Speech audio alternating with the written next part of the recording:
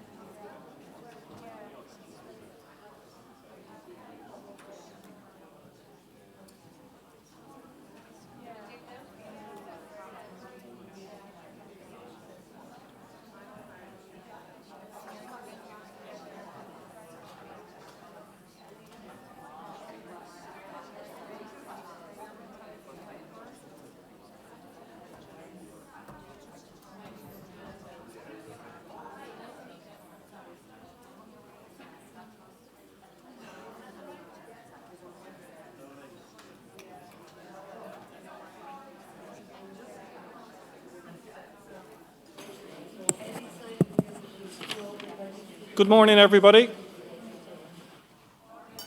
You're all very welcome. My name is Andrew Murphy. I'm a general practitioner and director of the HRB Clinical Trial Network Primary Care Ireland, who are hosting the conference today. This is our third annual Public and Patient Involvement in Research Conference. It's amazing how time goes by. In our first conference, we had approximately 70 attended the conference, and today we have 120 registered for it. So it's really tremendous to see the growth and in interest in PPI in Ireland, and certainly in NUI Galway. We are learning very much as we go along, and delighted to be part of a national platform of PPI interest as well, which is supported by the Health Research Board, who have put significant investment into PPI over the last number of years, and will actually be launching NUI Galway's public and patient and public involvement in research this morning as well. We're delighted to do that. And obviously today we've got a workshop from Katrina Cleary from the Health Research Board, and delighted to have her here today. From now until lunchtime, we're based in this lecture theatre here. We'll be stopping at 11:30 for coffee revival.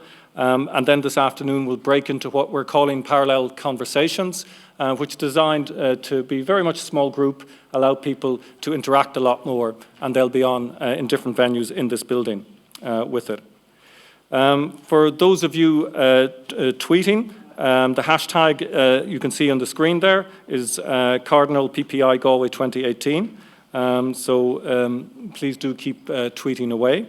I should mention that today's proceedings are being taped, so we can disseminate them to a wider audience, and that will include questions from the audience as well. So if anybody has any concerns about that, please let us know about that. Housekeeping-wise, we do have emergency exits at the top and either sides here. Bathrooms are outside and to the right-hand side. We also, importantly for our speakers this morning, do have a timekeeper in Sinead Dwan here, who will be keeping everybody on time. The theme of this year's conference is Every Voice Matters, which is looking at different ways of hearing the voices of our marginalised in society. We have a particular focus on PPI and mental health, and I think, to be fair to colleagues in mental health, there's been a long tradition of involving and listening to patients in mental health to try and affect change in how care is provided. So we're delighted to have colleagues from mental health. So in keeping with that theme, it gives me great pleasure now to introduce Austin O'Carroll. Austin is a GP in, I was about to say Mountjoy Square till I Googled him last night and saw he'd moved practice premises on Friday to Grange Gorman. So congratulations on that, Austin. Mountjoy Square is one of Ireland's most deprived areas and practices. The focus of his career has been improving access for communities affected by marginalisation or deprivation to quality primary health care. He founded Safety Net in 2007 to provide primary care to homeless people. He founded the North City GP Training Programme, which is the first programme internationally that trains GPs to work in communities affected by deprivation. He co-founded with Anne McFarlane, a former colleague here, another advocate for PPI, the Partnership for Health Equity between HSE Social Inclusion, the ICGP and the University of Limerick. He completed a doctorate in ethnographic research into the health service usage behaviours of homeless people, and he was a founding co-member of North Doc, which provides out-of-hours cares to people in North Dublin. And in a conflict of interest, I have to declare that Austin was in my medical year in college for 6 years, and then for another 3 years we were co-workers as GP trainees. And I can state categorically that he's an even worse disco dancer than I am as well. So Austin, over to you, a real pleasure.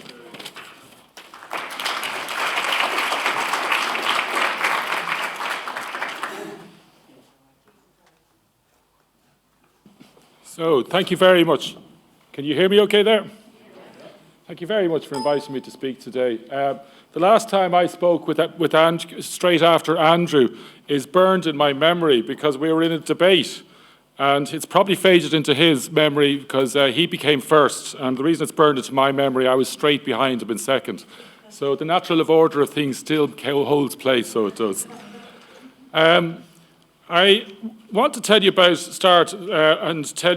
a patient that I used to visit. And the reason I want to tell you is I literally passed where I met this patient first as I was cycling to the train for Galway. And this person, I didn't know his name. And he used a particular technique, which I call the natural technique, the natural method, to keep people away. And that brings me to a separate story as to why I call it the natural method. And it goes back to when I was in the Coombe Hospital, and at the end of when you're an SHO in the Coombe Hospital, when patients had delivered, at the end, you'd always have to ask them after what form of family planning do they intend to use. And I remember one particular woman saying to me, she said, oh, Jay's doctor, don't talk to me about family planning. And I said, why? She says, I used to use the pill, but I got pregnant on that. And she said, then I got to use the condoms and it burst, and I got pregnant on that. So I said, so what are you going to do now? She said, I'm going to use the natural method. And I said, the natural method? She says, yeah, I tell him to fuck off. And the reason I say this particular patient uses the natural method was this is sometimes a technique that some homeless people use to just keep their space clear. They just say, fuck off, fuck off. And this particular guy, every time you'd approach him, he was an older man who you'd approach, and he would just say, fuck off, fuck off. And me and a group of key workers went to him for several years, and every single time he'd do the same thing, and we could not make contact. He slept in a particular doorway and got lunch in Merchants Quay, Ireland.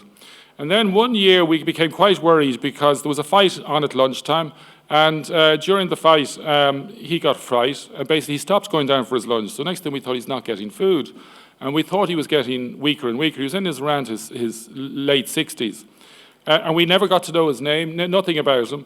And we started going back, offering him food, and he again just say, fuck off, fuck off. And I even approached him as a researcher at one stage and was told, fuck off, fuck off. So we were getting, but he was losing weight, and one day we went to him, and he again said, fuck off, fuck off. We started walking down, and I just went back and I said, listen, is there anything you want? Forget if it's a doctor or mental, is there just anything you want?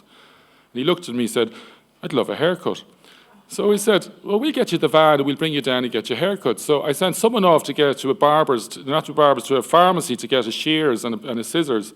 And we brought him down to the local Capuchin food hall. And while he was waiting for the haircut, we got him clean clothes and we gave him a haircut. I gave him a haircut, and it was the worst haircut you've ever seen in your life. And he got some food, and we brought him back to where he was staying. And as we brought him back, he said, I don't want to go back here. So we brought him to hospital, and he sadly died a week later. And we got his name before he died and his history. And that's relevant to what I want to talk to you about, because the reason I'm here is that I was talking about patient involvement, and people were talking about doing research with marginalised groups such as homeless. And I sort of wanted to tell you about my research with homeless people, both to make you understand why it's so difficult to make contact with homeless people, both as a researcher and also as a practitioner. Because that was the focus of my research. It was trying to find out, why do homeless people not use health services as efficiently as they're supposed to use them? So if you were to provide a health service for one group of people, it would be homeless. Myself and Fiona O'Reilly and Anne McFarlane as well, amongst others, conducted research both in 2005 with myself and Fiona, and then we repeated with the other group just around 3 years ago. And for example, 1 in 3 homeless people has hepatitis C, 1 in 20 have HIV, 1 in 20 have hepatitis. High rates of COPD, diabetes, epilepsy, higher than normal rates. 1 in 2 have depression, 2 out of 5 anxiety, and 1 in 3 have attempted suicide at some stage in their lives. So if there's one group of people you want to use health services, it's homeless people. But using, of course, Tudor Hart's inverse care law, those people most need services are least likely to get them. That's the same with homeless people. So I decided I'd conduct ethnographic research. And I was doing it through the University of Bath, which someone here, Laura, is working, as you met her this morning, she's over there at the moment. And it's a professional doctorate I did over there. And I particularly chose ethnographic research because I wanted to find out, grounded research or qualitative often looks at people's intentions. What do they intend to do? And quantitative research looks at what they actually do. Ethnographic research allows you to sit and observe when people are both telling you what they intend to do, but you can actually see what they do. So it allows you to see them where at the time when they both see intention and actual behaviour at the same time. And so that was one of the main reasons I decided to conduct ethnographic research, and also as a way of getting to the heart of why homeless people were so disempowered in this area, which ethnography is particularly good at. So I actually did it for a day a week for 15 months at 4 different sites, food halls, a outreach service to the homeless people, and 2 drop-in centres. On top of that, I did 47 semi-structured interviews, and I ran 2 focus groups as well. The epistemology was critical realism. Critical realism straddles between constructionism and realism. So, and the reason I chose that was, in a sense, homelessness is a constructed entity. And what I mean by that is, what is homelessness? It means lack of a home. Well, does that mean lack of a roof? Most homeless people have a roof because they actually sleep in hostels.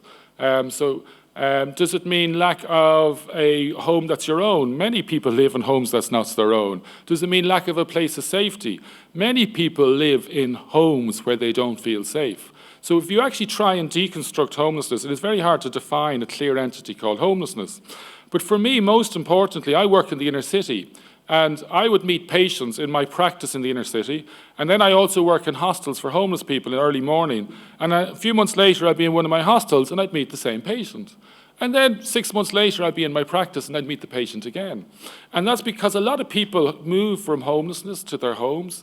And in fact, where I see homelessness now is the far end of poverty. It's the cliff that's at the edge of poverty.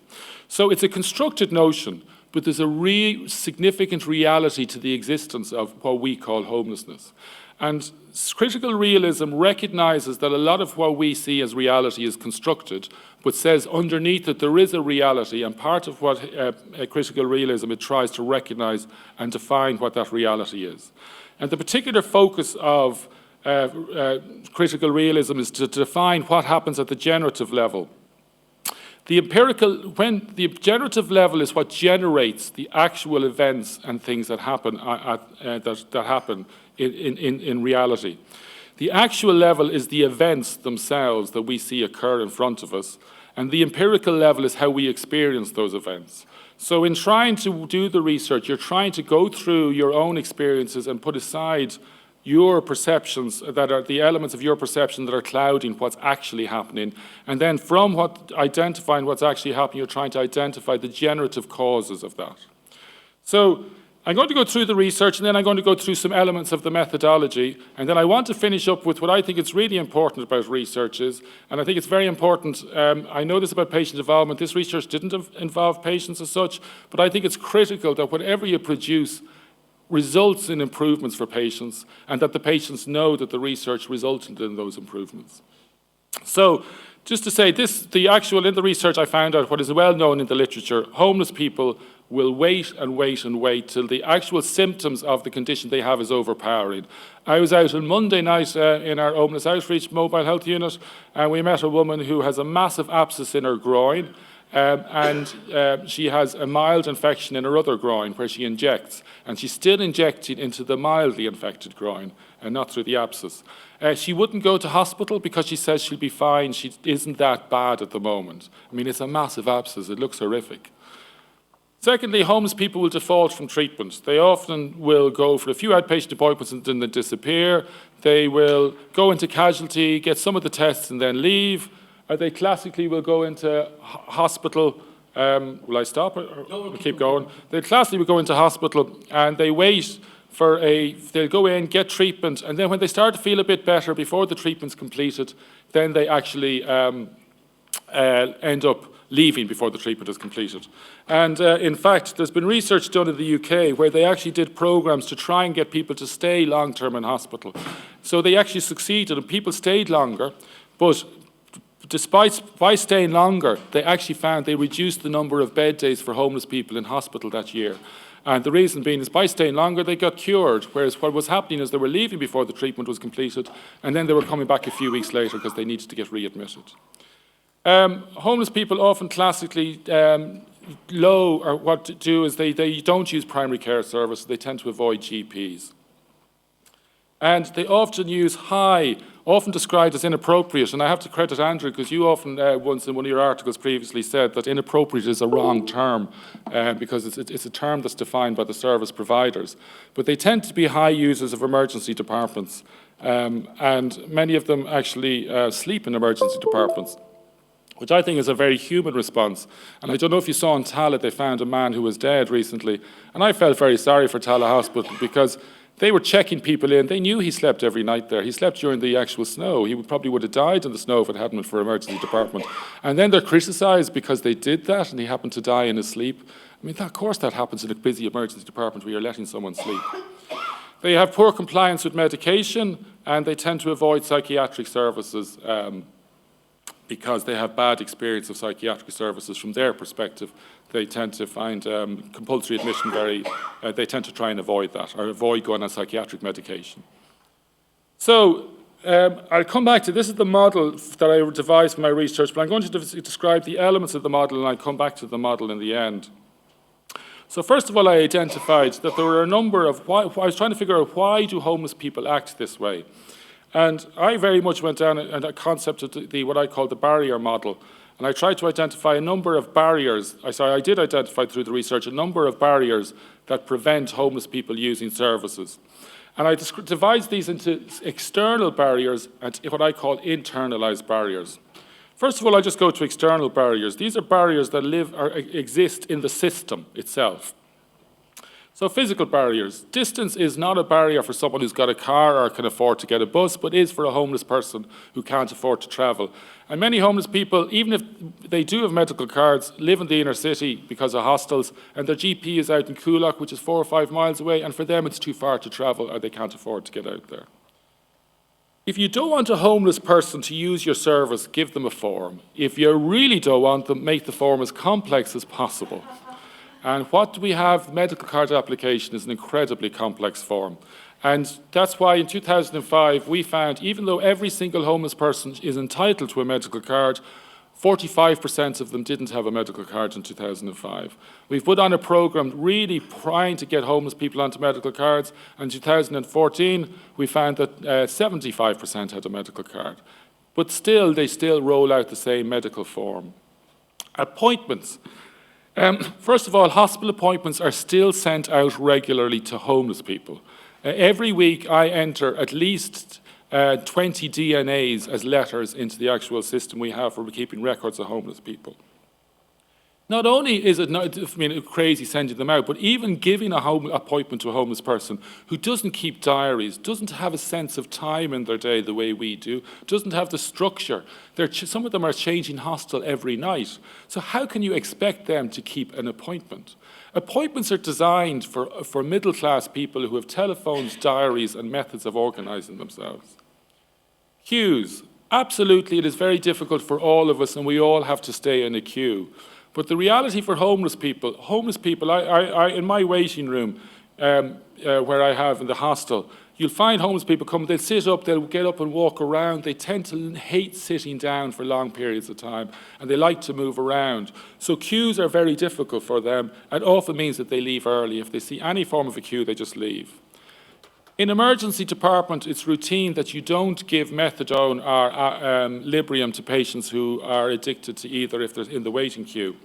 And the amount of phone calls I'd ring up and say, listen, this patient's really sick, and if you put him in the queue, he's going to go into withdrawals, which they would, and they'd go out either to get an alcohol or some heroin, and then they come back in, and they were told, go back at the end of the queue. I call it the never-ending queue. And they would still say, we can't break the rules even for homeless people. Rules of service. Rules of service are there to help keep health and safety, and I recognise that. However, you've got to recognise most homeless people come from homes or families where rules were enforced with stick and fist or aggressive shouting. So for them, the way they respond to rules is the same way they responded as children, which is to kick off. And so then what happens? They get kicked out. And this is a person who said that he had been punished because he was using drugs. And he said, I'm a drug addict, for fuck's sake.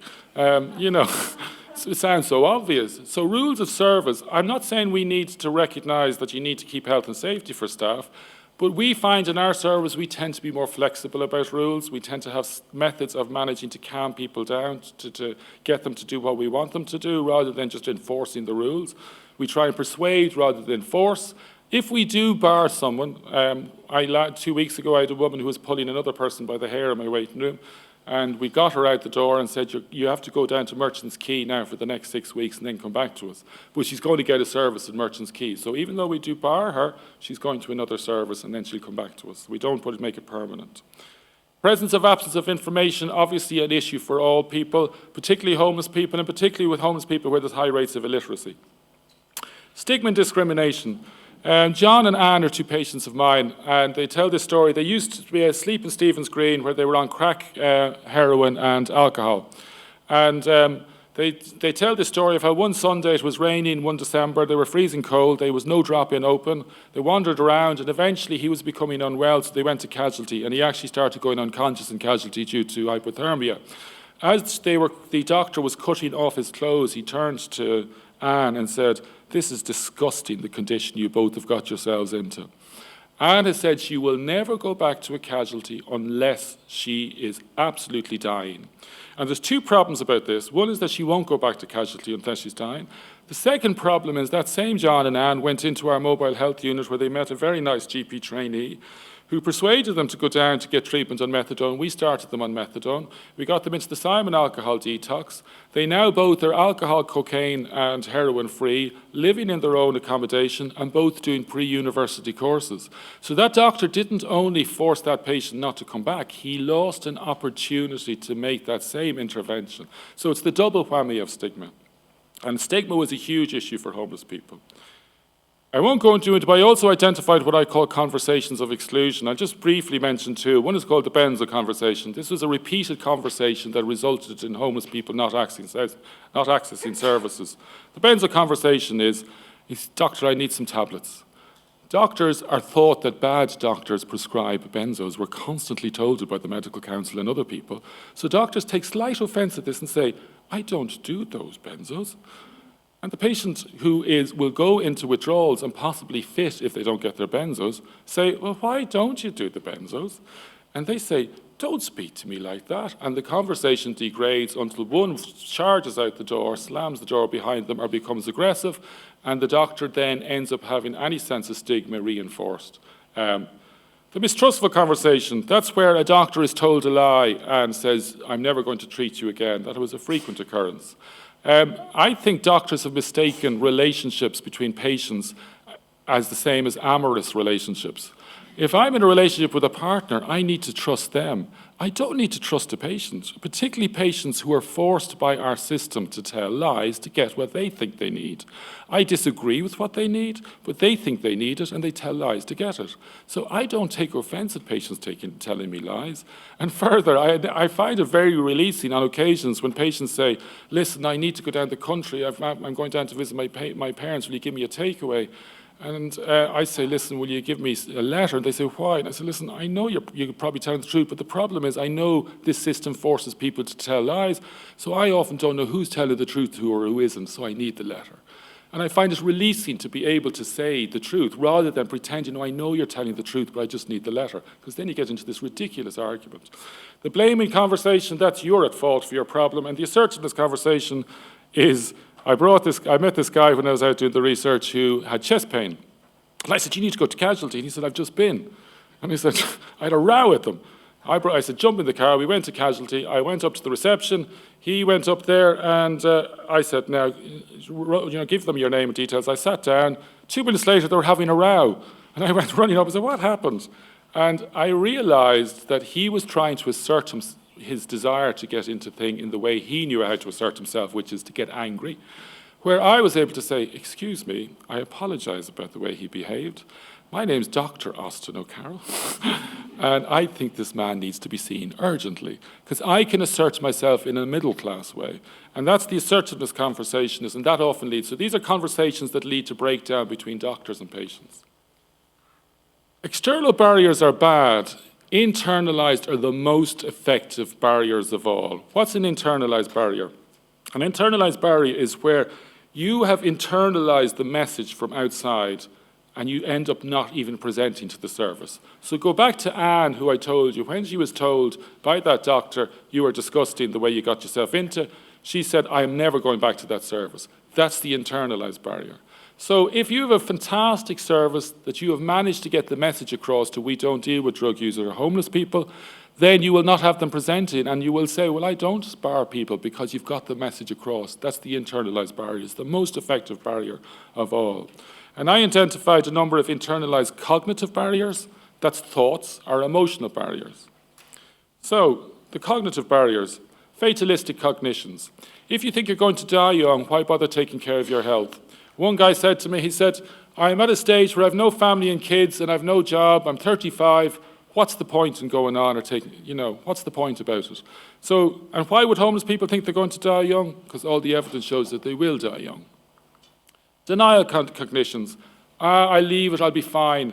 I have a patient who has gangrene at the moment, who needs to have that treated urgently, but he says, I'll be fine, just leave it. It has been for the last 6 weeks. The presumption of poor treatment, which is also the same as the presumption, similar to the presumption of discrimination. If I go down there, they're going to treat me badly. If I go down there, they're going to discriminate against me. Self-blame cognitions, that's where you've actually internalized the inhibitor so effectively that you actually say, well, it is my own fault. So sometimes you feel like you're wasting their time, that somebody's out there who has more. Obviously, I've self-inflicted this with drink or alcohol. I obviously believe myself personally that these people don't inflict this. I don't believe it's individualistic fault. I think it's because they come from poverty and oppression and we have an unequal society. But they believe the individualistic arguments that it is their fault, that they're the agents of their own terrible situation. Similar to denial is deferral to the future cognition. I'm going to leave it to the future. The need to survive cognitions. This is actually recognized in the literature as competing priorities. If you were to do Maslow's triangle for drug users or alcoholics, you'd have drug and alcohol at the bottom of the triangle, because that's the first thing they need to do when they go out in the streets is get money for drugs or alcohol, and then they need to get a home, and then they need to get their clothing grant or their social welfare, and going to a health service is way up that triangle. So a lot of them need to survive, so getting to a health service is way down their priority list. Now, there was also emotions, fear. So this was a really interesting one, and it's an issue that if I have time I can address, is that Violence and aggression is endemic in homelessness. It is a very, very violent place to be. I think 2/3 of women in homelessness end up suffering sexual violence, and physical violence is just endemic. And a lot of homeless people avoid services, say particularly methadone clinics. They won't go to that methadone clinic because they're having a fight with the person over there, or they'll avoid that pharmacy because they'll be passing people, or that particular doctor because there's people right there to get them. And really interesting when I discovered is a lot of homeless people deliberately look aggressive because that's a way of keeping yourself safe. And that was actually a real learning point for me. Lack of fear. I would be terrified to get an HIV or hepatitis C, but when you've 1 in 3 or 1 in 20 of the people you mix with has HIV or hepatitis C, it strangely enough makes you not fear so much that particular disease, so they're more likely to take risks or seek treatment. I sent 40 people for treatment. The treatments for hepatitis C that will cure hepatitis C in 95% of cases. I sent 40 people and 23 missed their appointment. Hopelessness, I don't care about my life. Embarrassment, the idea that a lot of people, because they feel they know they look unclean or they smell and they don't want to sit in the waiting rooms of GPs. Low self-esteem, and as I said, that's internalized by the stigma, the discrimination, and the general lack of anyone giving them positive reinforcement. Anger, as we talked about in terms of assertiveness. By the way, someone's going to need to keep me on time, so give me 10 minutes eventually, because I have a lot going through and I'll cut things off. How far have I got to go? Oh, grand, then I'll move on quickly. So this is the model I came with, basically, and the step, this is the pathway you take towards going towards homelessness. And as you go along this pathway, you vary things. You identify a healthcare need, and then you go on to healthcare seeking, healthcare reaching. And basically, these various barriers prevent that pathway from identifying a symptom. Only, I think it's 1 in 20 of symptoms actually make it to the doctor. For homeless people, it's much worse. I'm going to flick through the generative mechanisms. These are the things that cause, they were the things that occurred, the occurrences at the actual level I was talking about, that I was trying to identify. But what generated these? Well, first of all, as I felt, prior to becoming homelessness, poverty was one of the big generative factors. Poverty causes lower expectations, family dysfunction, how you can't manage assertiveness, etc. Substances misuse from your background, fear of authority, illiteracy. Mental health is a separate issue that occurs before to becoming homelessness that causes a lot of these factors. And then a second generative group of mechanisms came after being homelessness, and was the nature of homelessness itself, the lack of appropriate accommodation, the ubiquity of permanent early death, media priorities prioritise the chaotic nature of homelessness, your negative experience of authority of police, of social workers, etc., that causes you to fear authority and stigma and discrimination. I'm going to skip this here. I'm going to suppose one of the big things is that I came out of this was that, in fact, we have designed health services for middle-class people who have homes, houses, cars and telephones. We haven't designed them for homeless people. If you were to design a health service for homeless people, it would be open 24 hours a day. You would be able to be warm, it would be friendly. You would be able to get both hospital and GP treatment in it, and you'd be able to sleep there. A casualty. Hence, it's not inappropriate for homeless people to attend casualties. Obviously, one of the things I've done, and I'll come to it now in a second, is we've designed services for homeless people. I'm going to flick through these things, because I want to get through to what the actual thing we did with the research. But that was the issue of positionality, if anyone wants to talk to me. Or also, I identified a number of skills for approaching homeless people when you want to make contact with them as a researcher. Prior to actually starting, I had working in homelessness. So prior to starting in homelessness, I had found a safety net. But I have to say the research totally changed the way we've delivered safety net, because my findings in the research became that, there's two ideas. Do you integrate homeless people into general practice, mainstream, or do you provide what are called specialised services? Mainstream services are not designed for homeless people, and there's such a huge element of barriers, external and internalised, and there's so much stigma and discrimination. I think it's impossible to use mainstream services at the moment. It would take fundamental change. So I see myself as adapting my service in the inner city to provide an extra service that meets the needs of homeless people. So I don't see it as a specialised service. I'm disabled, so I hate the term special. So I do a service where I go out to homeless people, which is adapting my service. In Fox Rock, which is a wealthy area in Dublin, People go into city centre at daytime to work, and so they have nighttime surgeries, and that's not normal GP practice, but we don't call it specialised services, we call it just an adaptation of your general practice. So I adapt, and we provide these services. We go to hostels, food halls. Safety Net both provides direct services. These are the hostels that homeless people, it has a team of doctors and nurses that go to these practices. And we also, it supports affiliated services in a number of ways through governance, policies, and also through a combined software program, basically. And if I go to the Capital Clinic and see a patient, and another doctor sees them in the Granby the next morning, they'll see the same records and they'll know what medication I gave them, so they'll improve safety. We actually see 6,500 patients per year at this stage. I want to mention just some of the services we provide. We provide a methadone service, we provide a TB and hepatitis screening service. We also do run a service for HIV, people who are homeless with HIV, a stabilisation unit. We actually, because we got used to providing services for homeless, the HSE came and asked us to provide service to other marginalised groups. We have several clinics now for Roma and also for undocumented migrants. And we also run a mobile health screening unit that goes around to help integrate the Syrian refugees into general practice, as well as other migrants as well. We run a benzo detox and alcohol detox. We run a specific diabetic service and an epilepsy service for homeless people. We run a street medicine conference every year, including hosting the international one. Our mobile health unit goes out 4 times a week to specifically get to rough sleepers. And then the hepatitis C service. If I can mention the example of how we have used the services. The mobile health unit was actually developed in response because we recognised a lot of homeless people weren't using when I went out to the streets, I met a lot of homeless people that weren't using our fixed site clinics. So we developed a mobile health unit to get out to those people. I told you about the hepatitis C program. That's a program where I sent 40 people referred them to hospital, and 23 missed their appointments. So we have now got in touch with the hospital, and now we gave them a GP trainee from our GP training program. That 5 minutes, thank you. That GP basically runs a service, the hepatitis C service, and now we deliver the actual treatment. They get it with their methadone, or they get it in local pharmacies as opposed to having to go to the hospital. So they have reduced it from 7 hospital visits to 1 hospital visit, which we get a peer worker. We now have recruited a group of peer workers who are homeless themselves, and we've trained them up to actually bring the homeless people to the hostels and the appointments. And we have all 40 people now starting on treatment, and we have 60 others waiting for treatment at the moment. So that's a very successful, and that came from recognising that homeless people don't use appointments. Our epilepsy service was because homeless people didn't attend the epilepsy service. Our diabetic service was the same thing. So a lot of the actual stuff we did was actually in response to the findings of the research.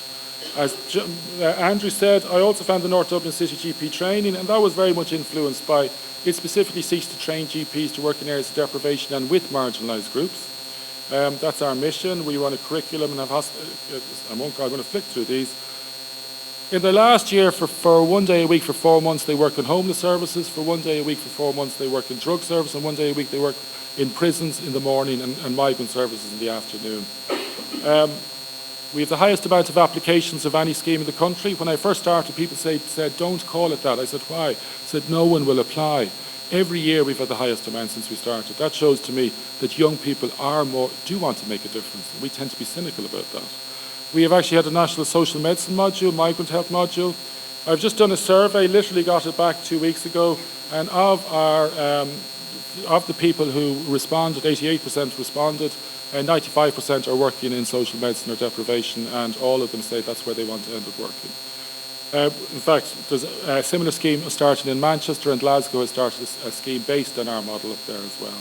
And that was very much influenced by the idea of the results of the research. And I suppose that's what the emphasis is, that your research needs to feed what you do. And the research I did not only fed the work I do in terms of helping develop services, I actually found really interestingly having worked as an ethnographer, and there's the whole issue of positionality, me as a doctor versus an ethnographer, has transformed my method of interacting with homeless people. I'll go on the street and sit down and talk to someone, because that's part of the research. I had to sit down on the street and talk, and I find if you sit down, you get a much better relationship. I find myself much less judgmental having been with them. I'm much more tolerant of behaviours than I had been. And also, I think I've developed a series of skills for interacting with them that I wouldn't have had before, which means that they don't tend to get aggressive and they tend to stick with me and stay more loyal to me. And I think, interestingly, that's one of the outcomes of the research that is uncaptured as such in research findings. I think I've finished up on time, so I'm going to finish now there, but I have issues on the idea of positionality if anyone's interested in that. I also have safety skills for people working in homelessness, if anyone wants to go through that. And last of all, I have a little bit about communication skills and making contact with homeless people. Thanks very much.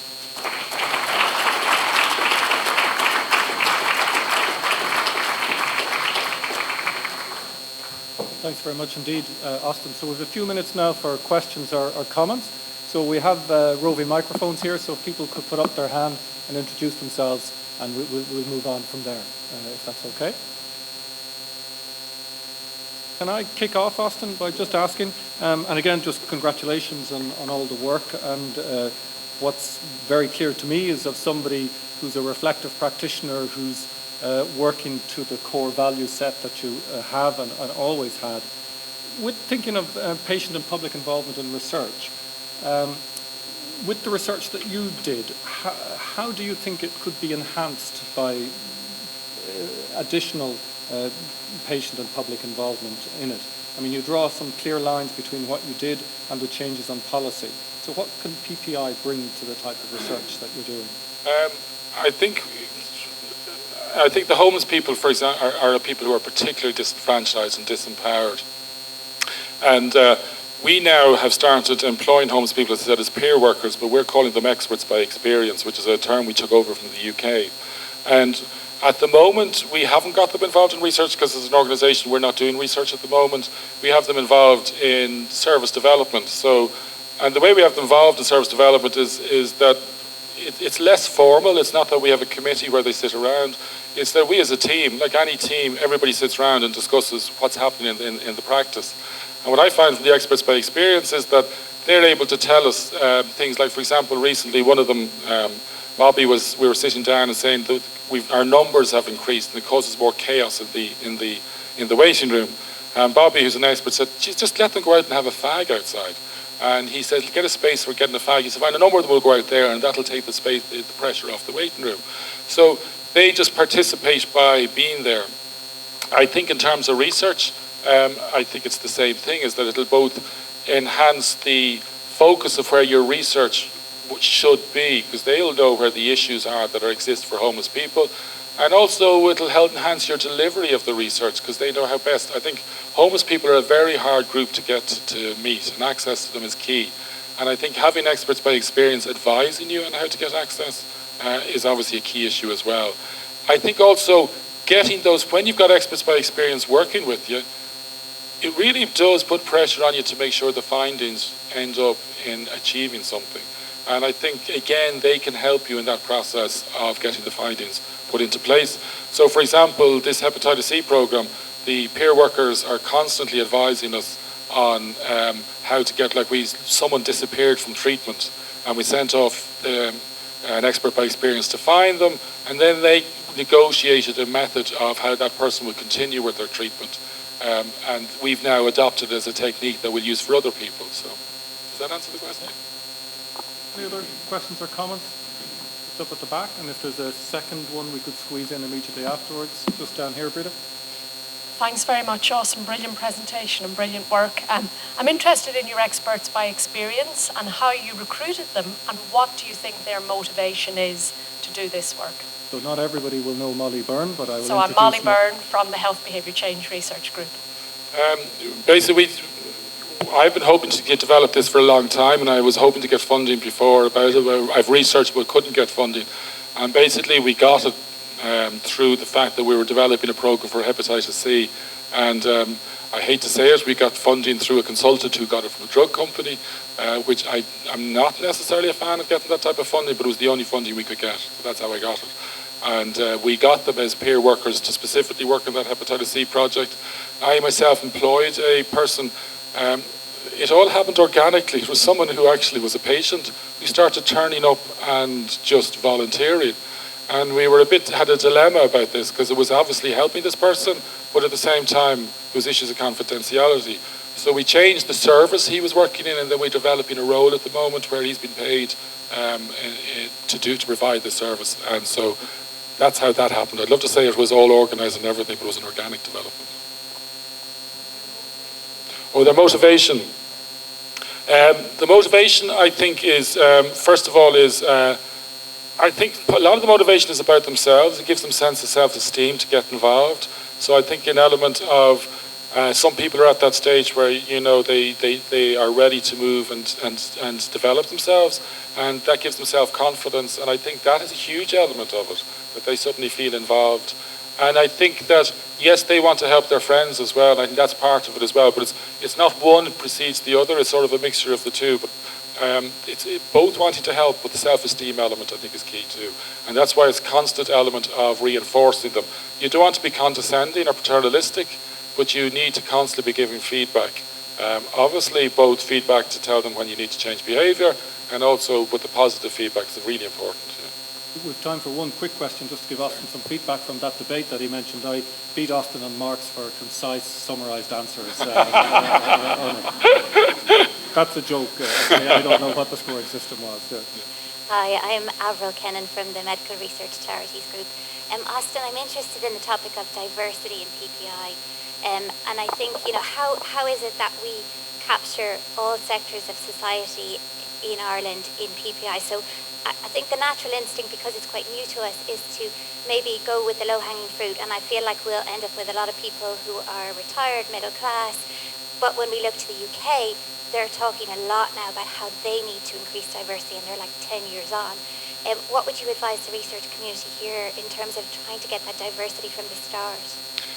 In the UK, the system of expert by experience is hugely developed and it's funded. And they get funding. And anytime they've research projects, these experts by experience, they have fostered them. And I think what happens is once you get the first group going, then it's easier to get new people involved because you've got a support group there as an expert by experience. Whereas the first people, in a sense, you go in and you feel intimidated because there is a huge power imbalance. I think it needs funding. I think it needs not just that you have a nice native person here and there, but you need a group who support each other and that they need to connect. And at conferences everywhere you go, there's experts by experience. And they're always, interestingly, in homelessness, when you go in, they'll always say at the start, this is the speaker, and by the way, so-and-so is down the end of the room, they're the experts by experience. They're always named at each start of each presentation. So it's really highlighted and fostered and funded. Thank you. So thank you very much indeed, Austin, for that. That's tremendous. Thank you. Everybody, can I ask you to take your seats, please? And you're very welcome to our second session this afternoon. We have 4 presentations today, and I'm going to introduce you to those in a moment. My name is Edel Tierney, and I'm a researcher here with the UNESCO Child and Family Research Centre. And my area of research is around how children's and young people's voice is heard in services. So I'm extremely privileged to be here today to introduce our speakers who, as Austin described, could be described as experts by experience. So our first speaker today is Wendy from Tipperary. And Wendy is the founder and chair of ICAN, the Irish Children's Arthritis Network. Wendy's going to talk to us about her journey with her daughter Niamh and her battle with idiopathic juvenile arthritis. And Wendy has also just recently finished the IPOSI training, so she's going to tell you a little bit about that journey. So can I ask you to give a big round of applause for Wendy and welcome her to this session. Thank you.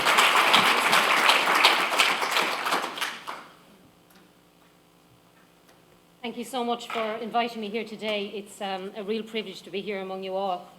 I'm going to go back to the beginning of my journey with my daughter, and this started in 2003.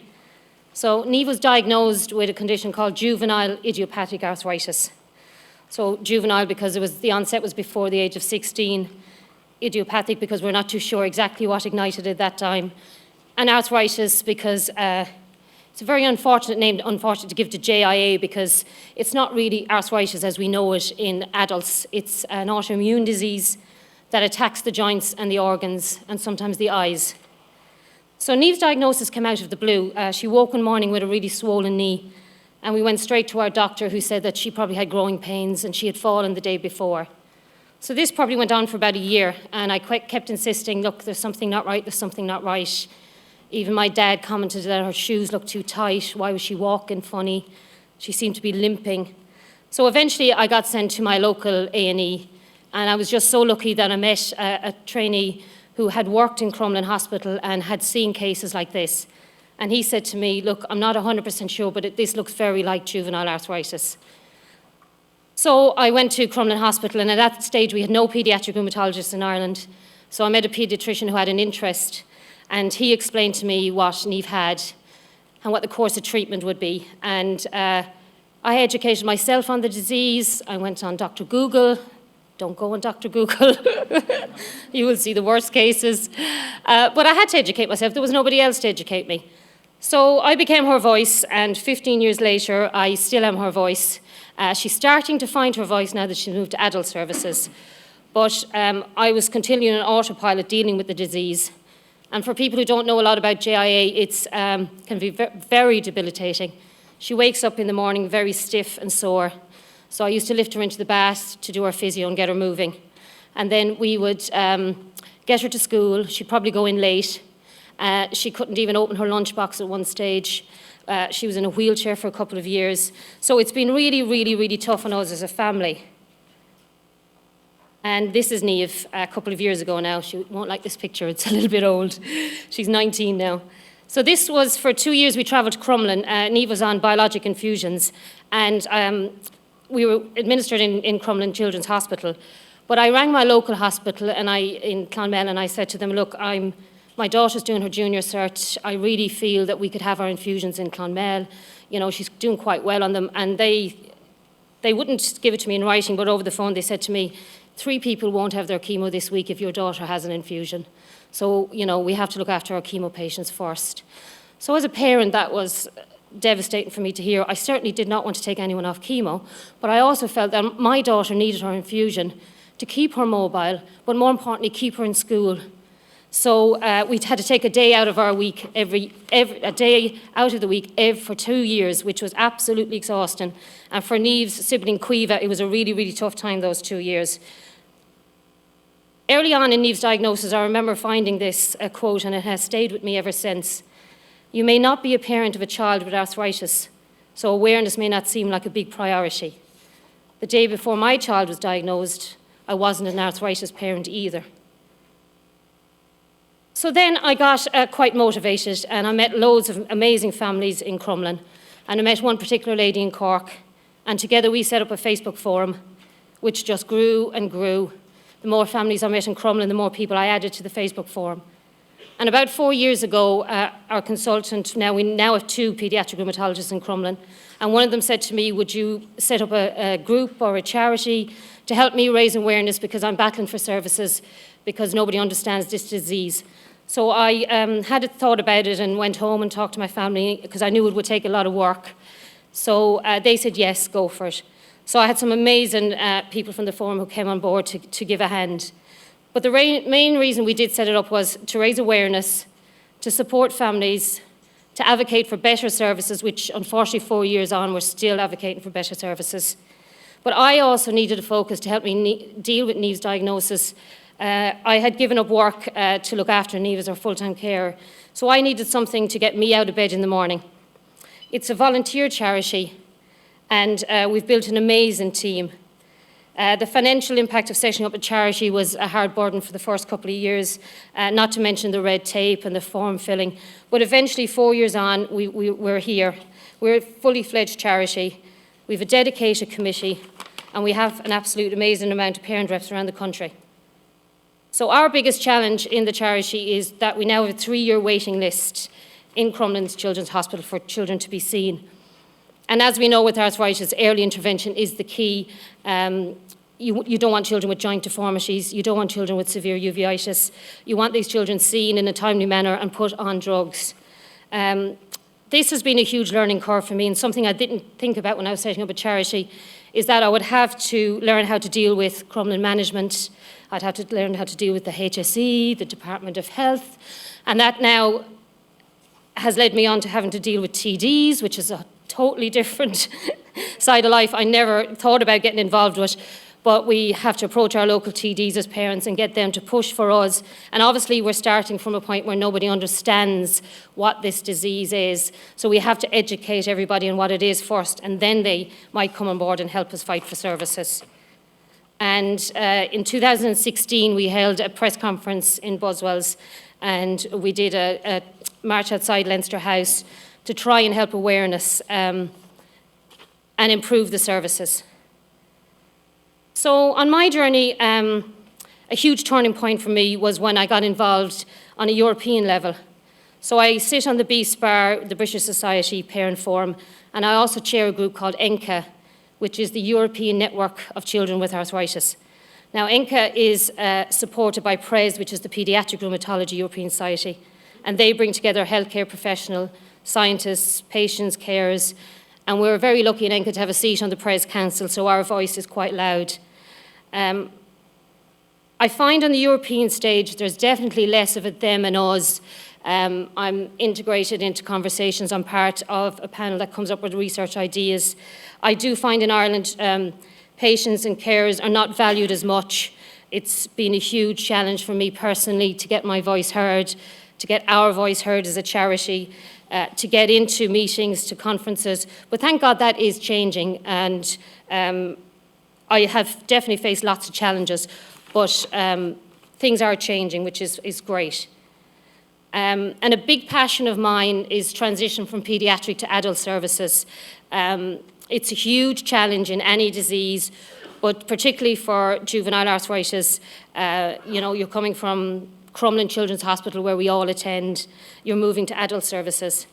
So I've heard a great speaker called Professor Stephen Ball talk numerous times on transition, and I love these slides that he used, that you're moving from an environment where it's Bob the Builder into an environment where it's the homes and gardens are on the table. And the first time I went to adult services with my daughter, we were sitting in the waiting room, and I said to Niamh, you know, because she was 16, I said, everyone's going to expect me to get up when the name is called and not you. So when she was called, everybody just looked at her, could not believe that this child was in adult rheumatology. So Stephen Ball also describes the problem of a square peg in a round hole. The hammering is hard work, and you risk damaging the peg. And this is sometimes what happens in transition. So for us personally, the transition happened at Niamh's, it started from 14, but at 16, they said to her, look, Niamh, you have to leave Crumlin Hospital now. It was a hugely upsetting time for Niamh. Her disease was not in a good way. She was heading into a leaving cert. She was extremely stressed about the move and the leaving cert. But we moved to adult services, and we struggled with that move, and we really still do.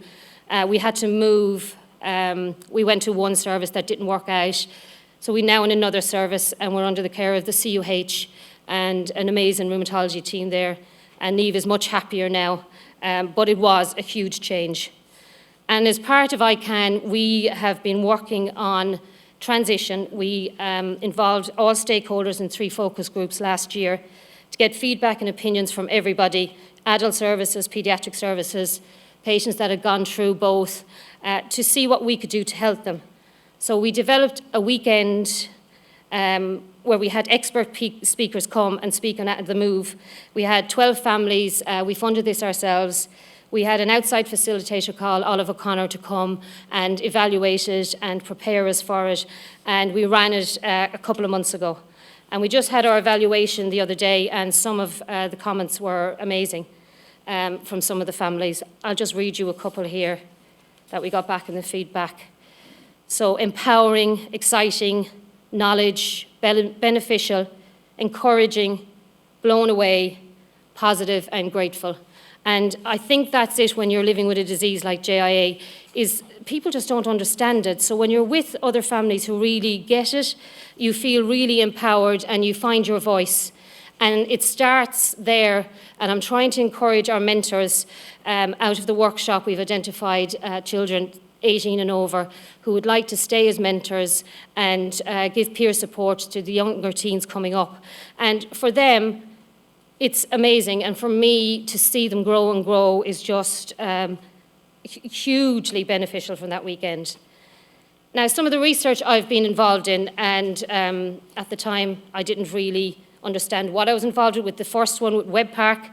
So I was asked to come on board maybe about a year and a half ago. And this is before I did the IPOSI course, which really opened my mind to exactly what was expected of me. But the WebPark is a randomised control trial which has been undertaken in the City University London. It's looking at the effectiveness of a specifically designed website for parents and children with JIA. So the aim of this trial is to evaluate the benefits to parents of having access to a specifically designed website for parents of children with JIA in combination with standard care when compared to standard care alone. This is a multi-central randomised control trial. Once baseline questions are received, parents will be randomised by household to either the intervention or the control arm. Now, I do these by teleconferencing. I find that extremely difficult. I've never met anyone before this. I have to Google them to see who they are, where they come from. At the first teleconference, no one introduced themselves, so I found that extremely hard. I've had to ask them to clarify terms on different occasions. I've had to email afterwards and ask exactly what they meant. I definitely felt out of my depth and certainly not part of the team. But then things changed for me when I did the IPOSI course, and we've just literally finished it. And I know I've got my great friend Kay is here, who did the IPOSI course with me, who runs a great support group for melanoma patients. And we actually went to school together, which is so odd. We never thought we'd end up back together. So we started the course. Well, first of all, I applied for it, and I really didn't think I would get it. And I know Kay applied for it as well, but never told me, and I never told her. Because we really didn't think we were the people that, I don't know who they were looking for, but I certainly didn't think it was me. So I applied, but then I got it, and I was just so excited. I just thought, this is what I need.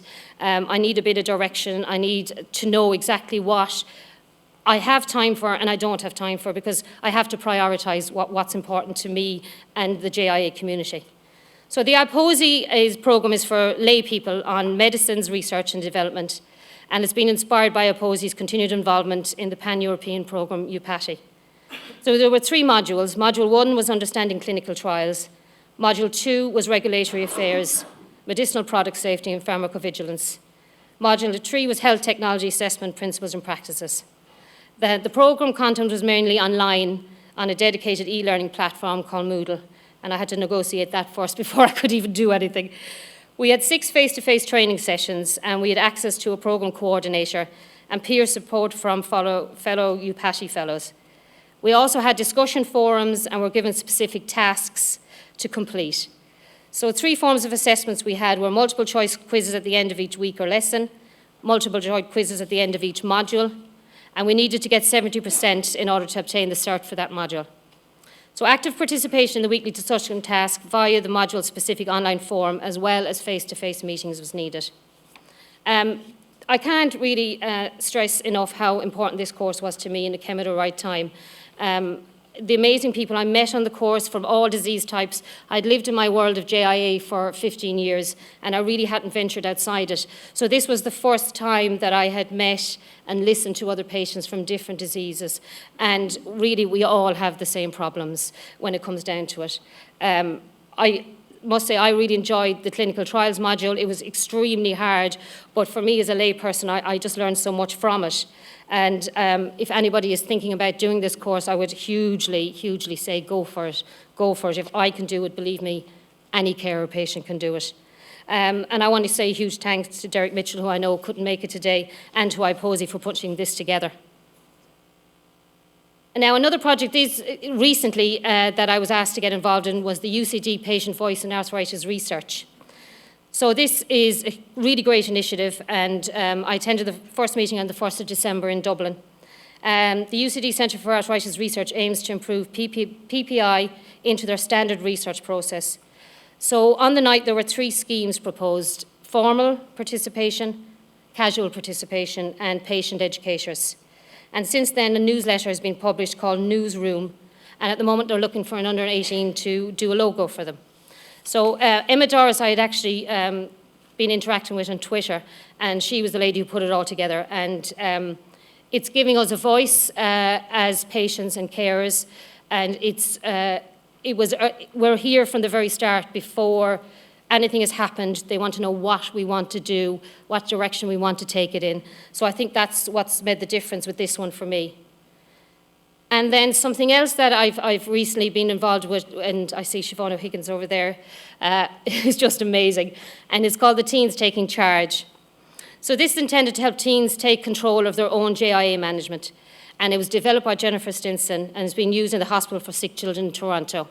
And I was approached again on Twitter by people who had told me about it. And I had made contact with Siobhan and Lena and also Jennifer. And this project is amazing, and they've got a youth panel also involved, which I think is so important because their voice is the one that will drive it. And just to finish up, just to say that from my point of view, research gives parents hope, and we all need hope in our lives. I would not have got out of bed 15 years ago if I had not got hope. And this is continuing. Now, we're very lucky in rheumatology because we've had a lot of research, especially into drugs, in the last 20 years in comparison to other subsets. But we still need to educate parents on the importance of involvement in research. And I know when you're in the middle of it, it's a very hard thing to do. But I would be encouraging parents to give a hand wherever they can. And when we're involved, we benefit from learning more about the disease. It's great for personal development. We enjoy it and we get great satisfaction from it. And just to say, the barriers for me personally were the use of medical jargon was just horrendous. I just had to, really learn and ask questions. Acronyms was another thing that I had to overcome, and obviously a limited budget to attend meetings. But definitely together we can make a huge difference. So thank you. Thanks again.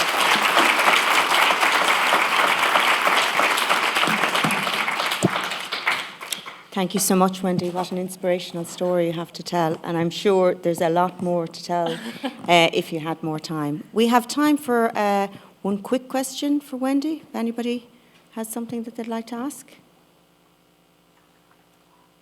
Yes, we have a lady in the middle there. If you could just say who you are, where you're from, thank you. My name is Olivia Shiel and I'm a UPATI fellow, so I've done the European version of the IPOSI training. Just a quick question, I'm just wondering, did your daughter Niamh ever get a voice herself? Funny enough, Niamh is very, very quiet, and she's always let me do the talking. But when it came to transitioning to adult services, I said, Niamh, now you need to start finding your own voice. You need to start, because in adult services you literally have 10 minutes, you'll have to have it written down. So I encouraged her from the age of 13, 14. I've always talked about her disease with her, never behind her back. Good things, bad things were always discussed together. But I've noticed a big change in her in the last 2 or 3 years. I think it's a realisation that this disease will be part of her life for the rest of her life. Whereas as a child, she was kind of always said, you'll burn it out, or, you know what I mean, you'll grow out of it, But unfortunately, Niamh never did, so she's come to that realisation. But I am really hoping she's one of our mentors, and and I'm really hoping that it'll be here, standing here in 10 years' time, and not me, because I definitely have done my bit. Congratulations, she's an excellent role model. Thank you so thank much. you. Thank you so much, Wendy.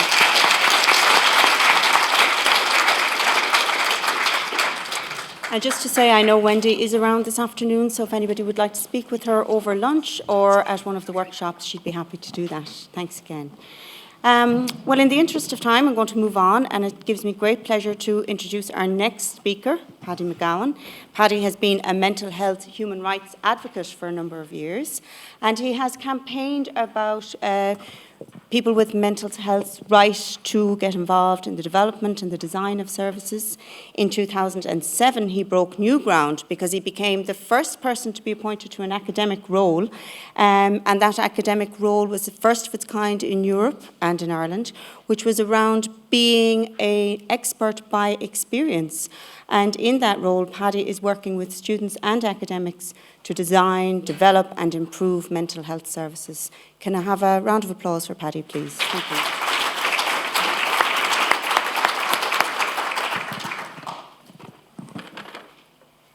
Thank you, Adele, and thanks to the organisers for asking me to come here.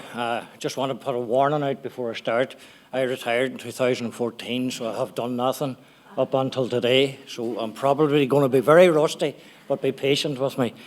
I suppose the background, I spent 10 years in a psychiatric hospital diagnosed with a diagnosis that I no longer accept or believe exists, and that's the diagnosis of paranoid schizophrenia. I think that paranoid schizophrenic diagnosis belongs in the world of a long and distant, dark society called psychiatry. It's no longer acceptable in this day and age that we classify people with diagnoses that we don't understand or believe. A lot of us within services and outside of it don't believe. So I'm going to put that out there to start with, first of all. And that'll lead me on to probably one of the first pieces of research that I can remember getting involved in. Didn't know it was research, but was involved in it. I recovered from this thing they called schizophrenia, and I recovered with other peers, people who had made the same journey and found their own way out, and assisted and helped me to move on from being a schizophrenic to being Paddy McGowan again. And all of a sudden, a group of very eminent psychiatrists from across the world at one stage become very interested in us sort of funny people that were able to turn our backs on them and walk away from it and decide that we wanted to have our own mental health, not mental illness, but our own mental health, and what we do with that mental health and how we handle it ourselves and how we live with it. So this group of people brought me into the room, and I was all very excited. Been brought into these people, they were going to give me answers. So they started to talk to me about how many voices I heard, told them what sort of conversations. This went on for about 2 hours. And at the end of the 2 hours, I come out of the room exhausted. And I sat outside the door to get a bit of breath back and rest myself before I moved on. And the conversation carried on as I left the room.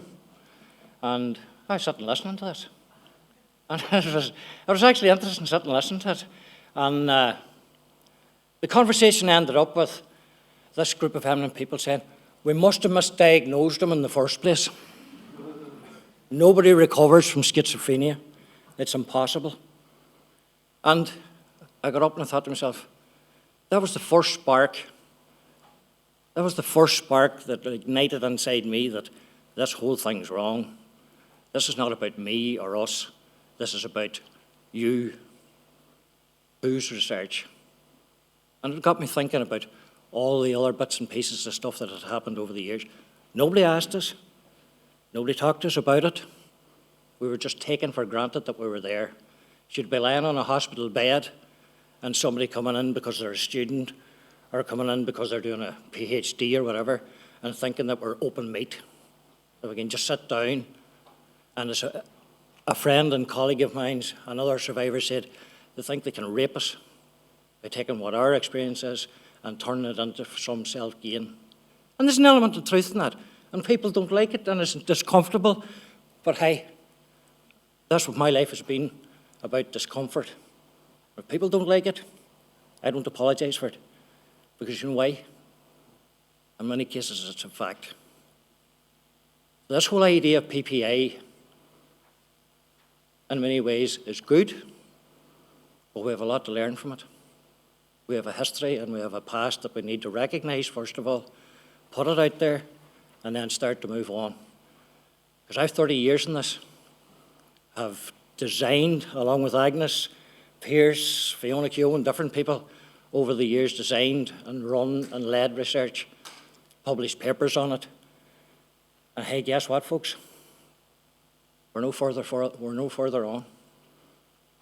One of the very first pieces of work we done as a group of survivors was in the north, over 20 years ago. And we got involved with a service up there that were actually trying to bring about a change. Individuals were trying to bring about a change.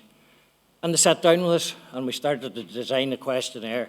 5 months we worked on a questionnaire. People arguing with us.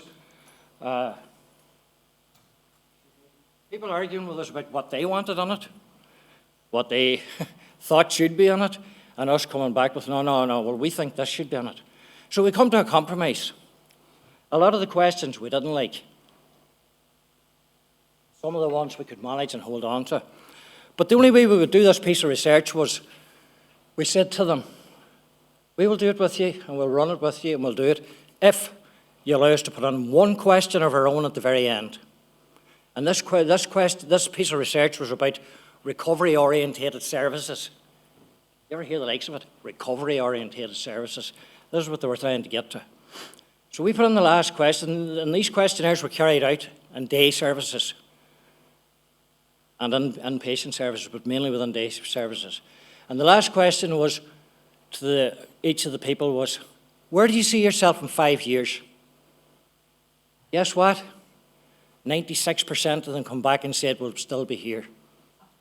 So with all of the nice things we were trying to do and all the intentions we had, the reality of it was that people couldn't see themselves moving on. And why they couldn't see themselves moving on was their history had told them they were not allowed to move on. Once you're given that diagnosis, you stay within it. It becomes who you are.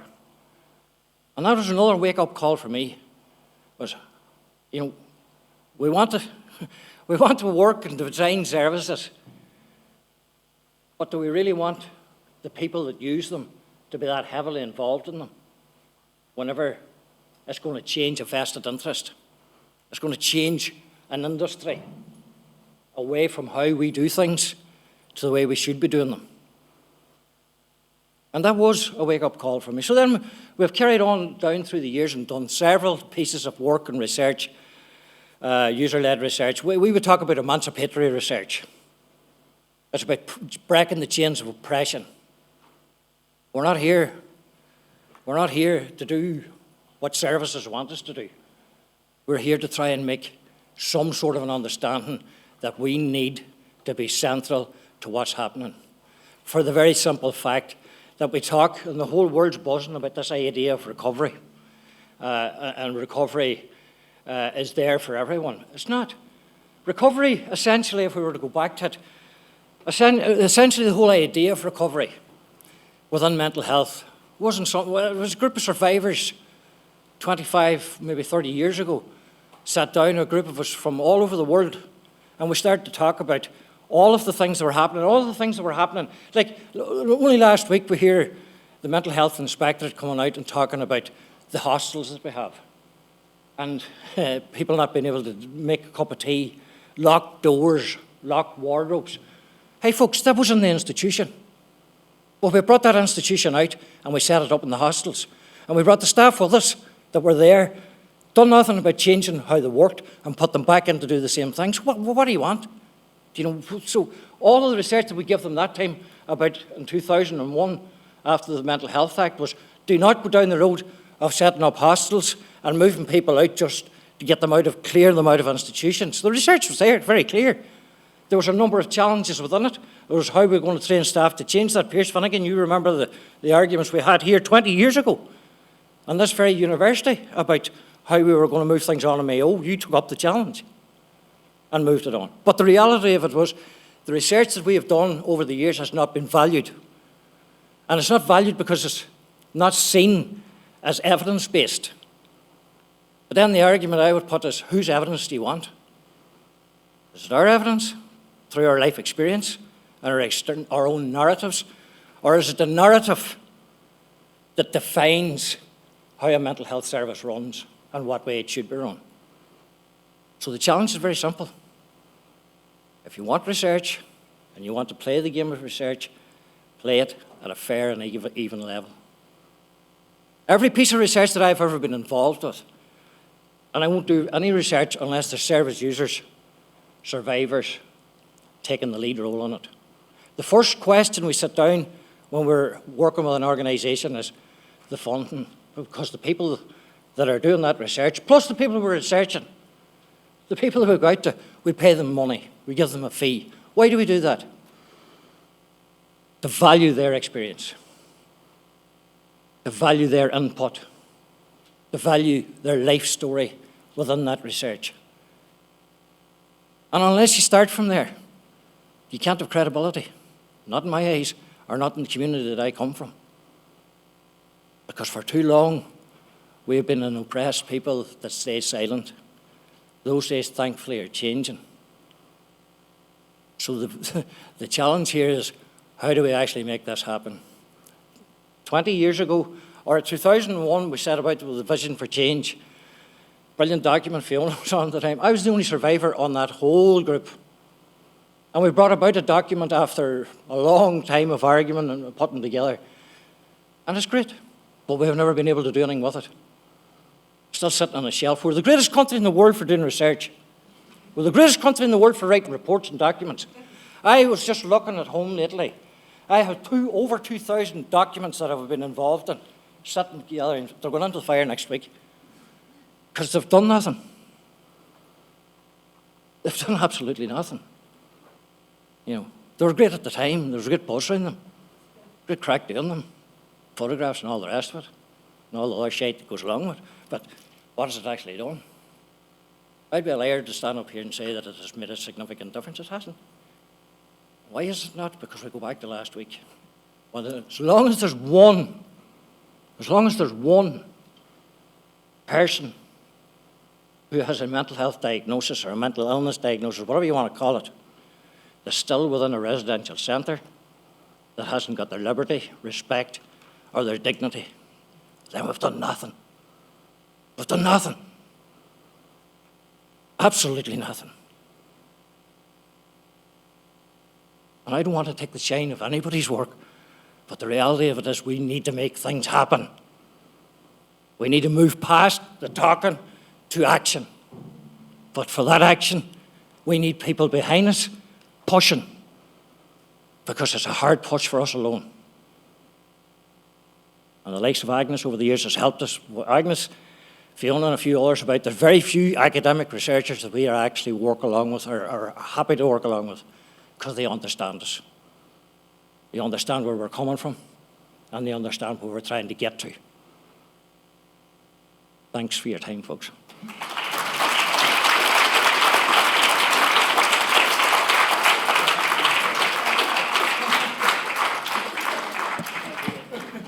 Thank you, Paddy, for a very thought-provoking speech. We have a couple of minutes for one or two questions.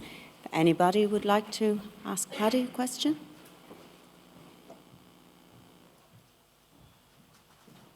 I have a question, Paddy. I was wondering, you know, when you talk about the rhetoric of participation and being the only survivor in an expert group, such as the Vision for Change, how do you think that people could responsibly and meaningfully change that in a way that feels real, not tokenistic? By being honest is the first thing, and really putting the values that the whole concept of PPI is brilliant. Don't get me wrong. I set up in the HSE the first public or service user and care engagement office, which was a good move forward. Unfortunately, health took me away from it. But the reality of it is, if we want to, I'll give you an example. I done a listening report when I took up that office, and I went out around the country with it. And I'm not afraid to say it, and the HSE can do whatever they want about it. They wouldn't publish it. Do you know why they wouldn't publish it? Because it wasn't palatable. And we don't like that. But until at such times as we realise we have to stomach what we have to stomach if we want to move forward. Thank you.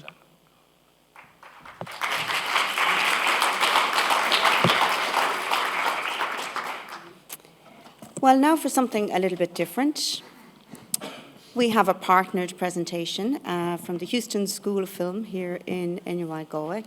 It's my great pleasure to introduce Dr. Sean Crossan and Con Houlihan. Sean is the Vice Dean in the College of Arts, Social Sciences and Celtic Studies and Programme Director of the MA in Film Studies, Theory and Practice. And Con is Programme Director for MA in Film and Digital Media. And they have both worked in the area of using participatory research in digital media. And today they're going to show us some examples of that work and how they use digital media to tell stories. So, welcome both of you.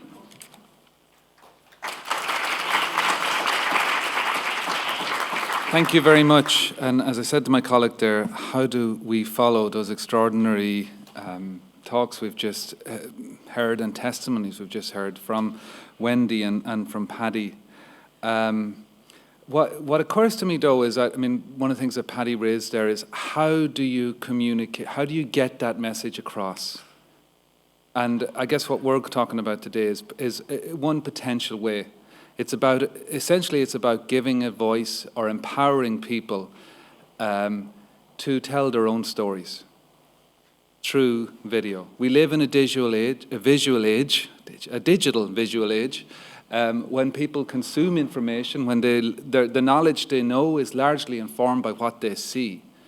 And video and the digital realm provide a possible means of getting that message across. So what we're going to do today is I'm going to talk about, with my colleague Dr. Con Holan, some examples of participative video in practice, look at some historical examples before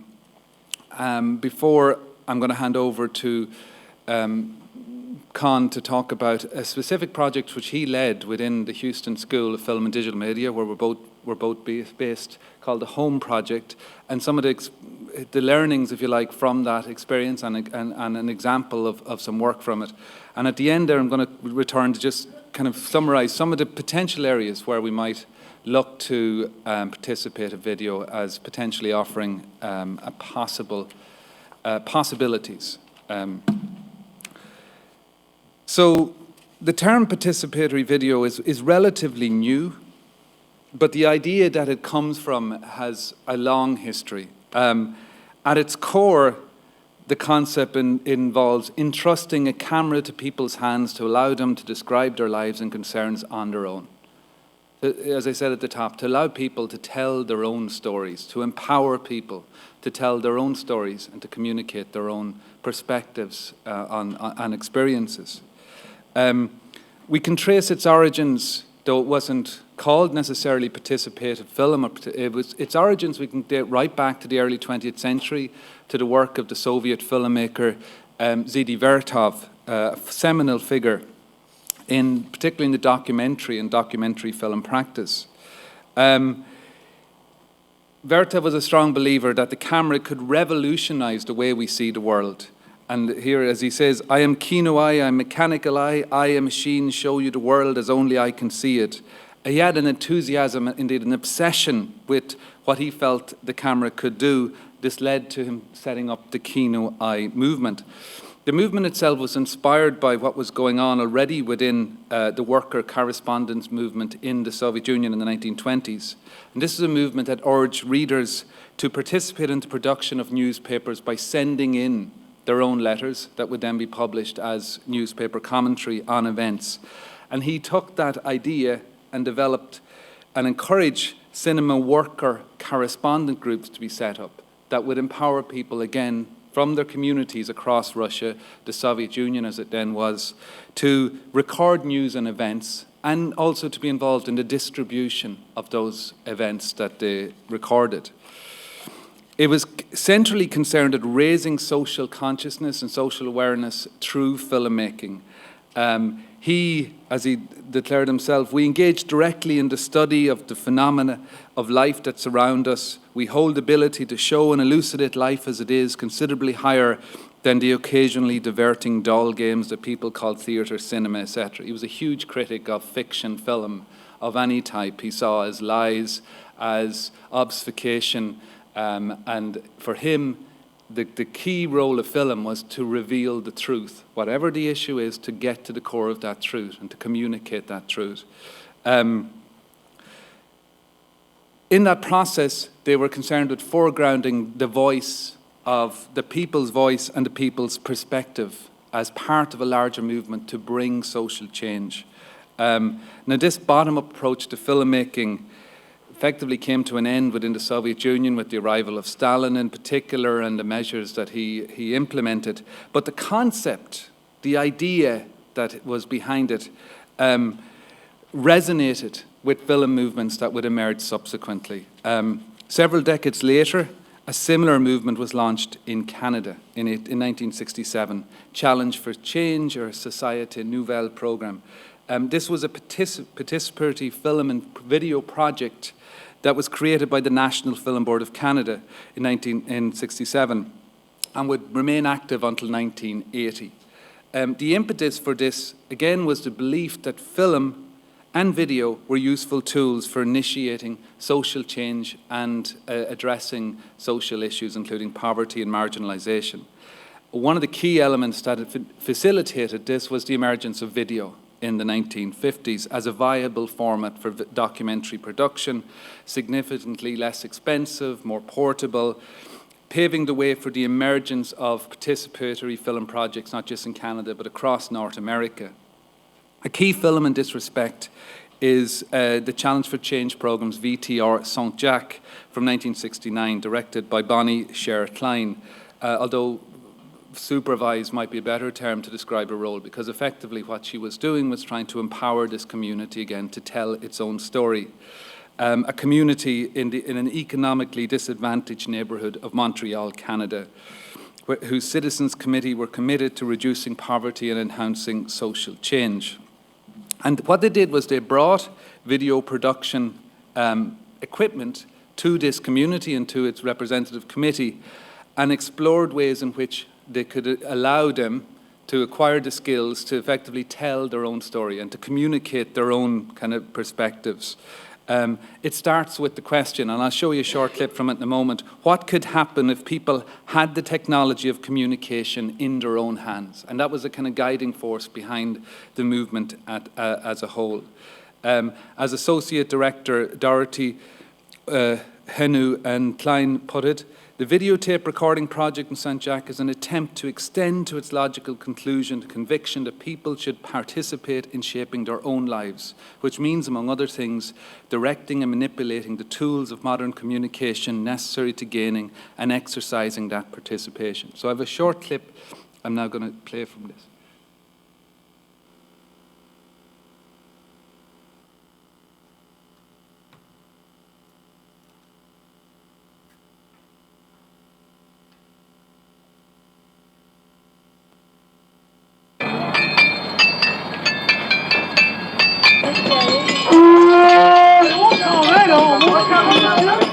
In the Saint-Jacques district in Montreal, people live out their days without the power to change the conditions of their lives.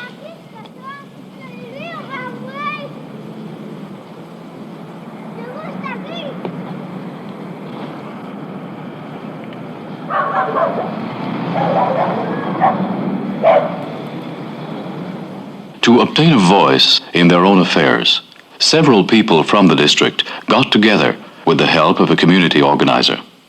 They formed the Saint-Jacques Citizens Committee, in which workers and unemployed, students, housewives, and welfare recipients now participate. Their first action, after petitioning in vain to the authorities for better health care, was to establish their own medical clinic, administered by the Citizens Committee. To inform the people in Saint-Jacques about their clinic and to involve them in the future of the committee, the citizens felt the need for better communication. But the established media are not accessible to ordinary people, especially the poor. We, therefore, asked ourselves this question: what could happen if the people had the technology of communications in their own hands? Bon, écoute, on s'aperçoit quand on attend quelques minutes et ça ne devient pas blanc qu'on a oublié d'enlever ça. On l'enlève. Et quand tu appuies avec là, oui, il y a une petite lumière rouge qui commence à l'intérieur et tu vois que tu es en train de filmer. Mais c'est peut-être pas encore chauffé, ça prend une minute pour chauffer. Oui, j'ai vu des lumières rouges. Alors ici c'est la lumière, c'est tout à fait noir là, c'est à 2 que c'est le plus clair. Puis on a rarement des circonstances où il fait assez clair. We'll stop it there, but you can find that online. I'm just conscious of time here, so.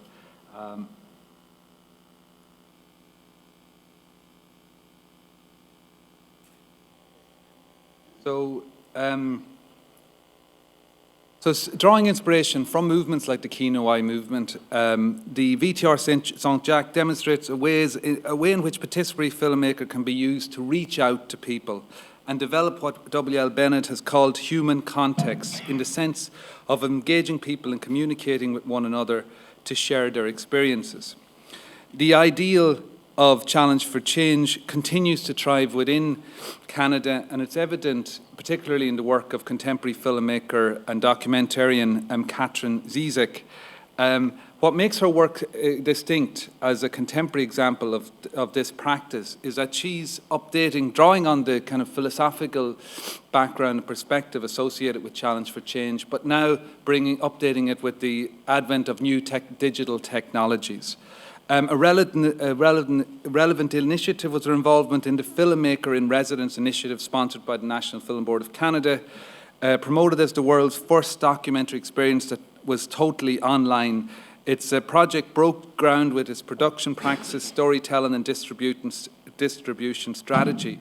Over a period of 5 years, CISA collaborated with doctors, nurses, patients and researchers of Toronto's inner city, St. Michael's Hospital, to create Filmmaker in Residence. And this was one of the stories that she told, Street Health Stories. So I'm going to hand over at this point to Dr. Con Holden, who's going to talk about a specific project that he worked on in Houston, which is also dealing with this theme of homelessness. Okay, thanks, Sean. I'll try and do this as briefly as possible. Adele mentioned the idea of expertise through experience. I don't know about the expertise part, but any knowledge I have in this area has come through experience because I'm not a filmmaker, I'm not an expert in participatory video practice. This project, the Home Project, emerged from my own interest in cinematic space and place, which is something I'm interested in, how space and place and experiences of space and place are produced on film. Because film, for me, produces very powerful experiences and images of belonging. But it's an experience of belonging that excludes many perspectives. And so really my motivation putting this project together was just a very simple idea of what if we put cameras in people's hands and enabled them to explore their own experience of belonging through cameras. So all I want to do is briefly outline I'd love to show a clip, I don't know if we're going to have time though, outline the structure of the program and just talk in particular about some of the challenges. So the project occurred in the summer of 2015, and I was working with basically 3 community organisations: Cope Galway, Youth Advocate Programs Ireland, who deal with young people at risk, and the Oranmore Sustainable Communities Group. And so basically, over a period of time, we sort of collectively kind of came to devise the structure for the project. As I said, this project was something that had been kind of brewing in my head for a number of years, just coming out of my own research interests. And eventually, what happened was I just put in a funding bid for the Irish Research Council, much to my surprise. They gave me the money, and I thought, oh, Jesus, I better do something now. In a way, I think that's quite a valuable way to do things, because it forces you to actually just put this thing into practice. So the structure of the project was, basically we had 3 filmmaking workshops with as I said, I'm not a filmmaker, so somebody came in who had a lot of experience doing participatory filmmaking work. She led these workshops, and in those workshops we did 2 things. One, we gave people basic training in filmmaking, and the other thing, we started to explore ideas about space, home, belonging. And these were really powerful and really, and also then they split into groups within these workshops. We brought in 2 additional filmmakers, and they worked with these filmmakers to start to generate ideas about the project. Then they did 2 weeks filming and 3 weeks editing. And at the end of that, they produced 3 separate films. What I would, I think, like to do now is just show you a quick clip, if I can. Sorry, I've completely forgotten to use. Sorry, don't look at that. Oh yeah, sorry, got it. Okay, so this is, we produced a website, and this is one of the videos. So this is Teresa, who is talking about her experience as she was adopted and her experience in her adoptive family, and how she found out something about her biological parents, her biological mother, and her own sort of origins, which actually came out in the filmmaking process, which no one knew this, no one else in the room had heard this story before. Years, because that was my belief. Sorry, I should say, she's talking about how her adoptive family said that her biological parents didn't want to meet her, so not to go and look for them. Before I do anything, they did take me in, they brought me up. Doesn't matter what kind of life I had, they did take me in. They gave me some place to sleep on the roof and that. Now, they weren't bad to me, but they were much better to my sister than they were to me. my adopted sister. Before I started being homeless, when I came to the Golden Key, I was the shyest person going. I'd barely speak to one. I was that shy. And what got me out of the shyness was really and truly when I got homeless, more or less. Joined everyone, did everything that everyone did.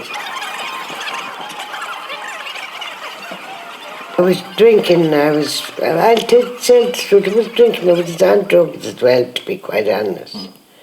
Not heavy drugs, but I was. And it was all doing my head up. Eventually I tried to kill myself twice. I was in the psychiatric twice, all over it. I was bit up another time. I do feel sorry for people that are homeless, but it's nice when they do get a place. They should appreciate it a bit better, What I did do when I got this place, well, before I got this place, I went for my birth cert, find out who I was. So I got my birth cert, and on the birth cert was, I was called Teresa Lynch through marriage, and when I was single I was called Teresa Kern, but my real name is Mary Teresa George. When I saw that on my birth cert, including it was the same name as my birth mother had, I knew when she put that down, it's her name to me. And I was 5 years when I was adopted. She didn't sign me up for 5 years. I knew she wanted me to find her. So then, my mother was... Sorry, I'll just leave it there. So that story about her name had never... Sorry, I'm just finished now. Had never... Faut être obligé de l'ajuster. Ça, c'est... Lecture in digital media, you would never guess. Okay. So I could just quickly talk about some of the challenges, which is just firstly some of the feedback. One of the main challenges in this is the relationship between process and product. What is the purpose of this? Okay. And that there's a tension in that, and a lot of that tension has got to do with your relationship to the community partners. What do they want out of it? Because often a community organisation will come to you and go, great, you're going to make a promotional video for us. And so their interest, their motivations, my motivations, and the participants' motivations can be very different. And a part of the thing that I had to do was let go of my motivations, in a sense, and let them take over. In one of the videos in particular, that didn't go so well, in that really the aim of the group was really they wanted the promotional video type thing. It brought in a lot of tension. They produced a film that's like the most technically expert of them all, but it kind of looks like a nationwide video. For me, it kind of lost what it was meant to be. But equally, part of letting go your own motivation is you have to let them do the thing that they want to do. Some of the feedback was, again, about the process. This is from COPE clients. It gave them the opportunity to tell their own stories. It gave them something to do over the summer, and also the idea of the product, the completed film, as a showcase. This is an interesting one, and I think it's kind of double-edged in some way, that the participants felt a sense of pride and a sense of gratitude to being part of something within the university. And on one side, I think that's great. On the other side, the idea of gratitude in some ways makes me feel uncomfortable. What you would like is them to feel a sense of entitlement to be part of this. And just finally, the challenges. Those challenges about participation and control are key. And getting people involved and enabling them to have creative control, because I think that's the center of something like this. And the other challenges have got to do with what happens next. And this is where this project, I feel, has fallen down a little bit, because of the way it was conceived, I didn't really know what I wanted to do with it. And unfortunately, for better or worse, the currencies of academia are funding and publications. Because of the way it was conceived of this, there was no publication aim at the start of it, and the funding ran out. So just like a very simple thing, the website, the hosting platform for the videos, I couldn't afford to pay it anymore because the funding was gone, so two of the videos aren't accessible now. So I think these what I would say is, the importance is designing those ideas into the project in the first place, but crucially, it's about control and handing it over. So that's it. That's all I have to say.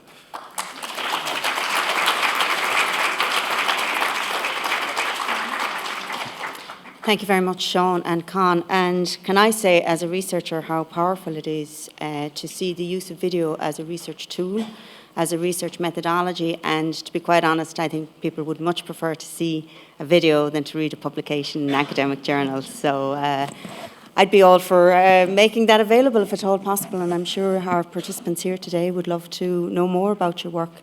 We've time for one quick question before we move on to our final speakers in this session.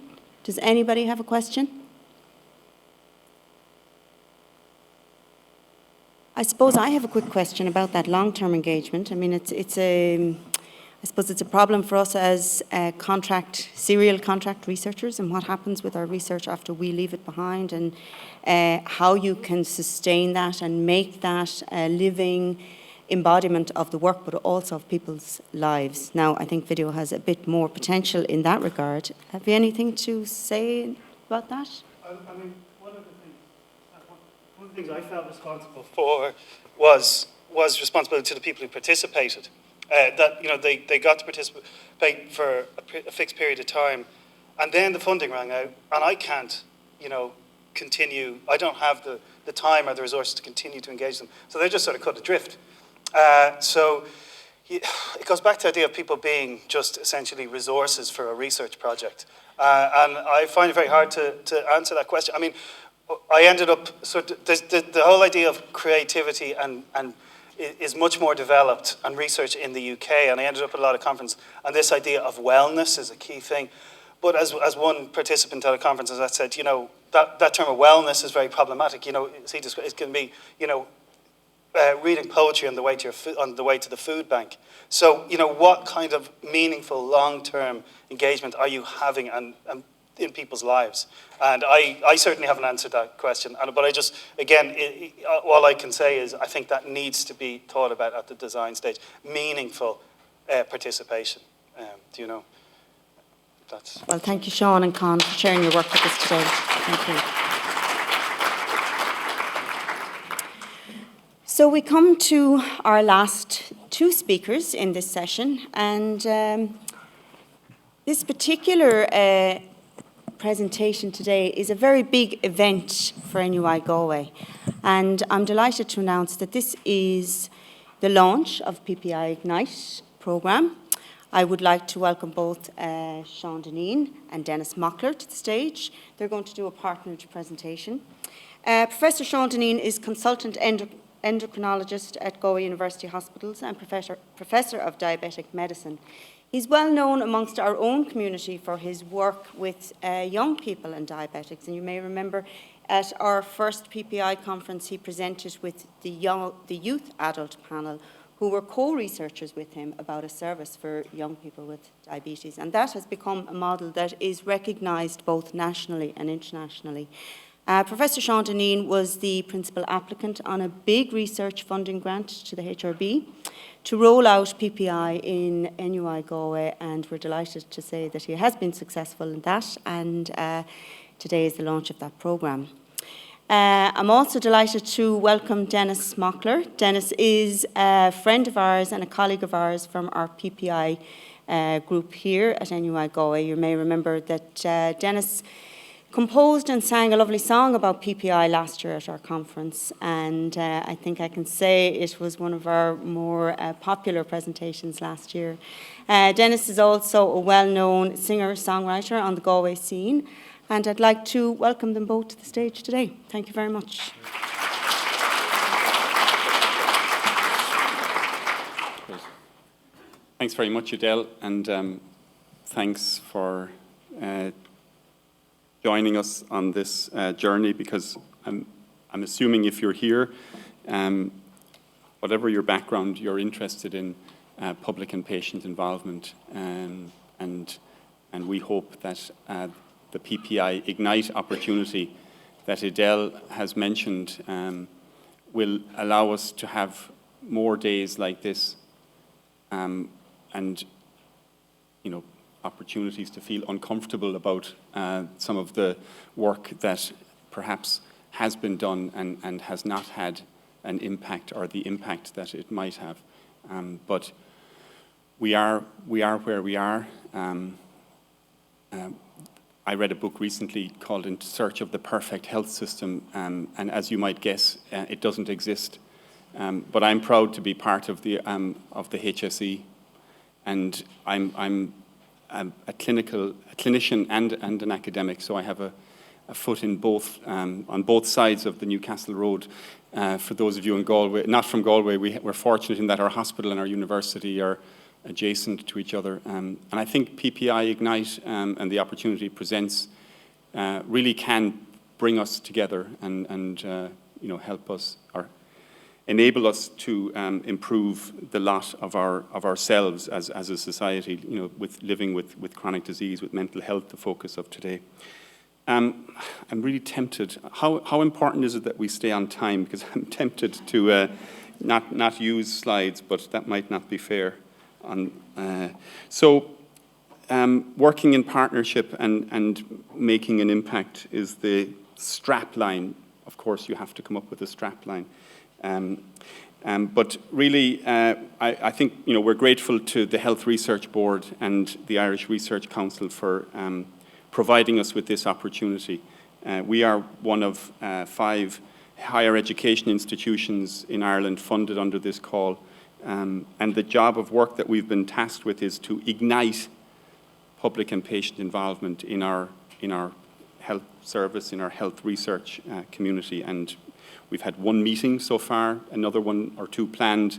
Una Ward is with us, and we're going to be tasked with things to do and to deliver. And I hope that they're going to be challenging. I'm sure they will. But it's a great opportunity for us to lead out on this.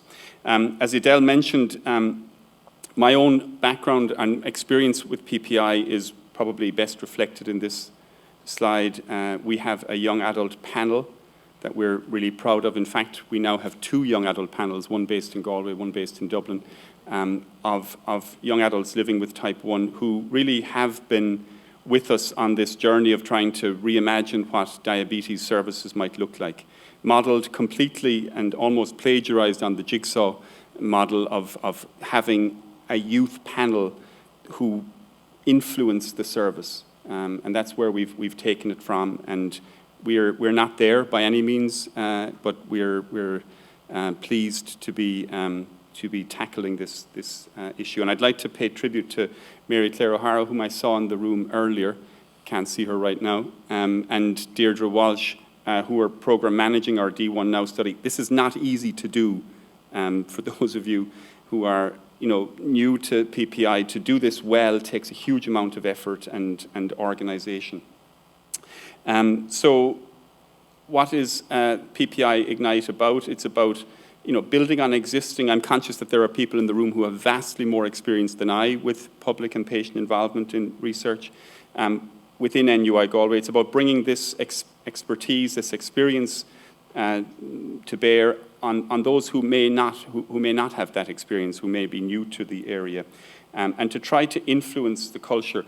Notwithstanding Agnes's comments about her difficulties with research ethics, when I think about PPI, I think about it a bit like if you could imagine a world that didn't have a research ethics committee. It's hard to imagine that as a researcher, but if you were to tasked with creating a research ethics environment, I think that's if we're successful in 10 or 20 years' time, I think PPI should be just hardwired into the process. And I'm glad to see Agnes nodding. We're going about it with plans to innovate, to be across the whole university, to be inclusive, interactive, and to have impact. What does impact look like? Well, I've just described perhaps one vision for impact where it becomes part of the process. These are the elements of our program of work, what we plan to do. We're in the process of forming a lay panel who we hope will influence our work as we take it forward. We have a core team within NUI Galway. We have external international advisors and partners, the research community within NUI Galway, we hope will join us on the journey, but especially our lay and public and patient participants. So the team within NUI Galway, these are the people who were part of the bid. Many of them are in the room, and they will, I hope, be rolling up their sleeves shortly to take on the various work streams that we have planned. This idea of PPI catalysts, I really like the concept. I think we're still working out what exactly it means, but definitely we're open for business, and we're based in this building, which is a very outward-looking building, a beautiful, example of, I think, of outreach to the community. It's easy to get parking here, as opposed to the hospital, where it's impossible to get parking. And these things matter if you're talking about engaging with the community. And then our partners, just to put some faces on them, Derek Stewart, who's a real leader in this area, patient advocate from the UK, Paul Manners, who is an expert on culture change, Jeanette Andrews from the States, who has done really interesting work giving seed funding to groups of public and researchers to take an idea forward, and Claire Planner, who is going to be helping us with the actual training piece, because they have a lot of experience with that in Manchester. These are some of our local partners. SAILTA has a patient council. Many of you may be aware of that, and we hope to engage with them. Jigsaw Youth Mental Health, as I mentioned, CRE, and I know that we have members from the Alzheimer's Society of Ireland here today who will also be partnering with us. And so the researchers, some of them in the room, we hope will find value in this and will want to participate, not just because the funder expects it, but because they see merit in engagement and involvement. Edel and myself are the front of the office, but there will be hopefully others involved. What we'll be doing is helping to support people who are interested in PPI, delivering some education and training for the researchers and also for the public and patient. And again, it was discussed earlier, and I've already referred to how do we know that we're having an impact, and we will be trying to figure that out as well. So that's it. I hope I have not taken all of the time from Dennis, but these are the elements of our plan, and the challenge for us is to be able to look, Paddy in the eye in a few years' time and say that, well, if we have not had an impact, well, I hope that we can say that we've tried. Thanks very much.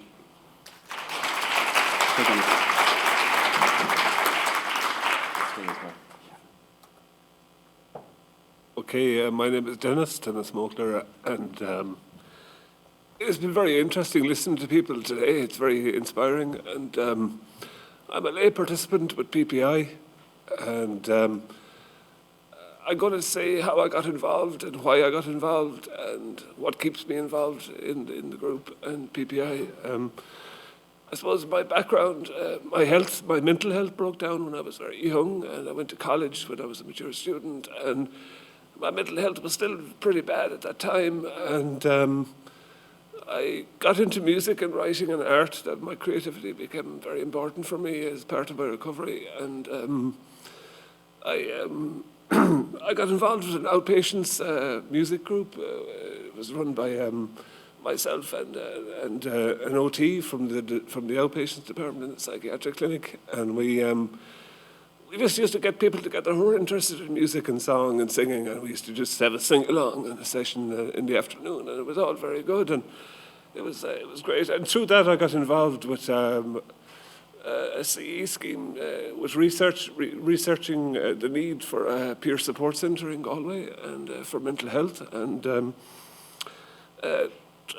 also around that time, I got involved with the Irish Advocacy Network, which Paddy was strongly involved with, and did some peer support training and did some voluntary, took part in meetings as a representative with the Irish Advocacy Network on meetings and that to do with mental health around Galway. And I suppose, through that, then I met Siobhan Smith, who works here in the university and in the nursing department and midwifery, and she asked me to take part as a layperson in their mental health research clusters. It wasn't really PPI, but it was just as an advisory kind of a thing where they would have some of their modules for teaching, and that they would ask me advice on that and how I think they should,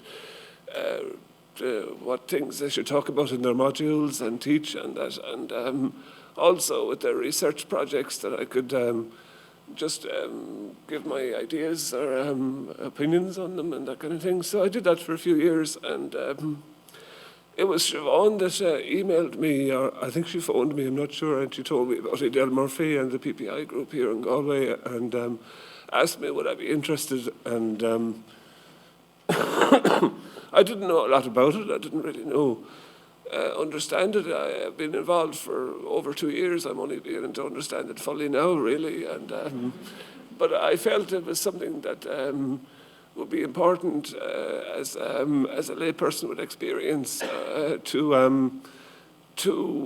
be of service and to help and to to be involved, and something for myself personally to be involved in, because a lot of my time is on my own with music and writing and publishing stuff at home and music at night, and it's good to get out and be involved in something different. And for me, it's something very different to what I normally do, and I'm meeting a different type of people as well. And also,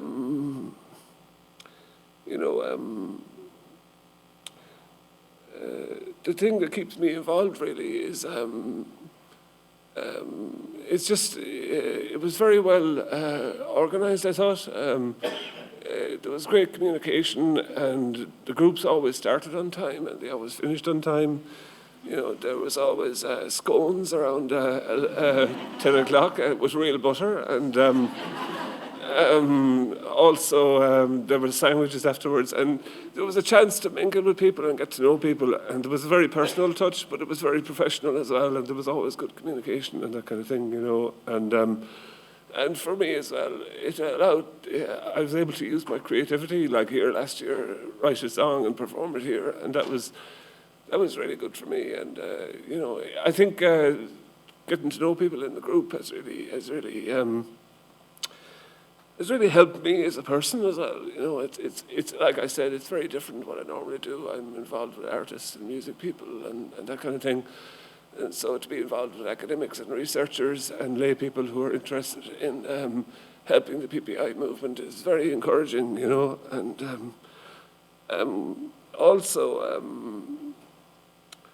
I thought, my experience of mental health at the beginning as well, I found there was a great resistance in mental health to change or to be interested in recovery or anything like that, like what Paddy was saying.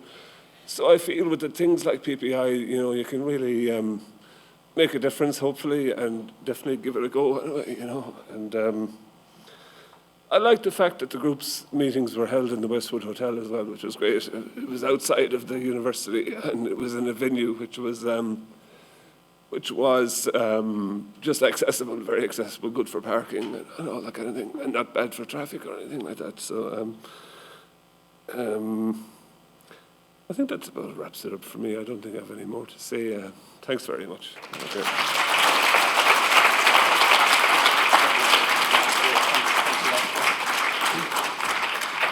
Thank you very much, Sean and Dennis. And I would just like to acknowledge the other members of our PPI group who are here today and who have been helping out as organisers at the conference. So they are multitasking as well as being co-researchers and advising on research proposals and funding. They do get stuck in, they roll up their sleeves and they help out. So I would like to acknowledge their contribution. Sean and Dennis will be around with us today, so I'm sure they'll be very happy to answer any questions over lunch. I'm conscious of time, and I Have been told as chairperson it is my duty to keep people on time to make sure we get out for lunch. So if it's okay with everybody, we might just meet in the foyer for lunch for conversations.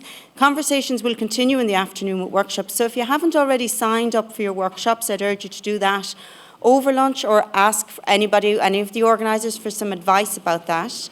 I've also been asked to remind you that the presentations will be on the website and are available after this, so do have a look. And thank you very much.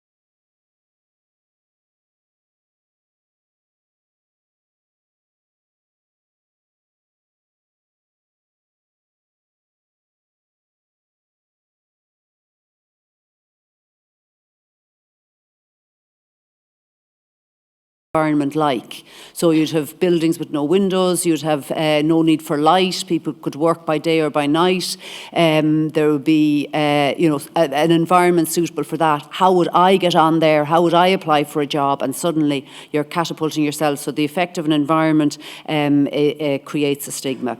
And then the other big one that we probably come to our minds almost immediately is the stigma created by labels. And I think the message that labels or diagnosis, there was an agreement that sometimes labels are good in that they may give you in the health access to more health services, but often labels create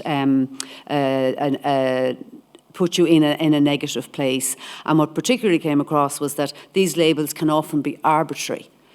So I wonder, Austin asked as well, why is 70 the cut-off for your IQ? Why is above 70 normal, below 70 subnormal? And the answer is, well, there's no particular reason, it's arbitrary. So I think that idea that labels can be set somewhat arbitrarily. And I think at the end what we took away was that we all have prejudices, we need to acknowledge them and to challenge ourselves to see how stigma is being created.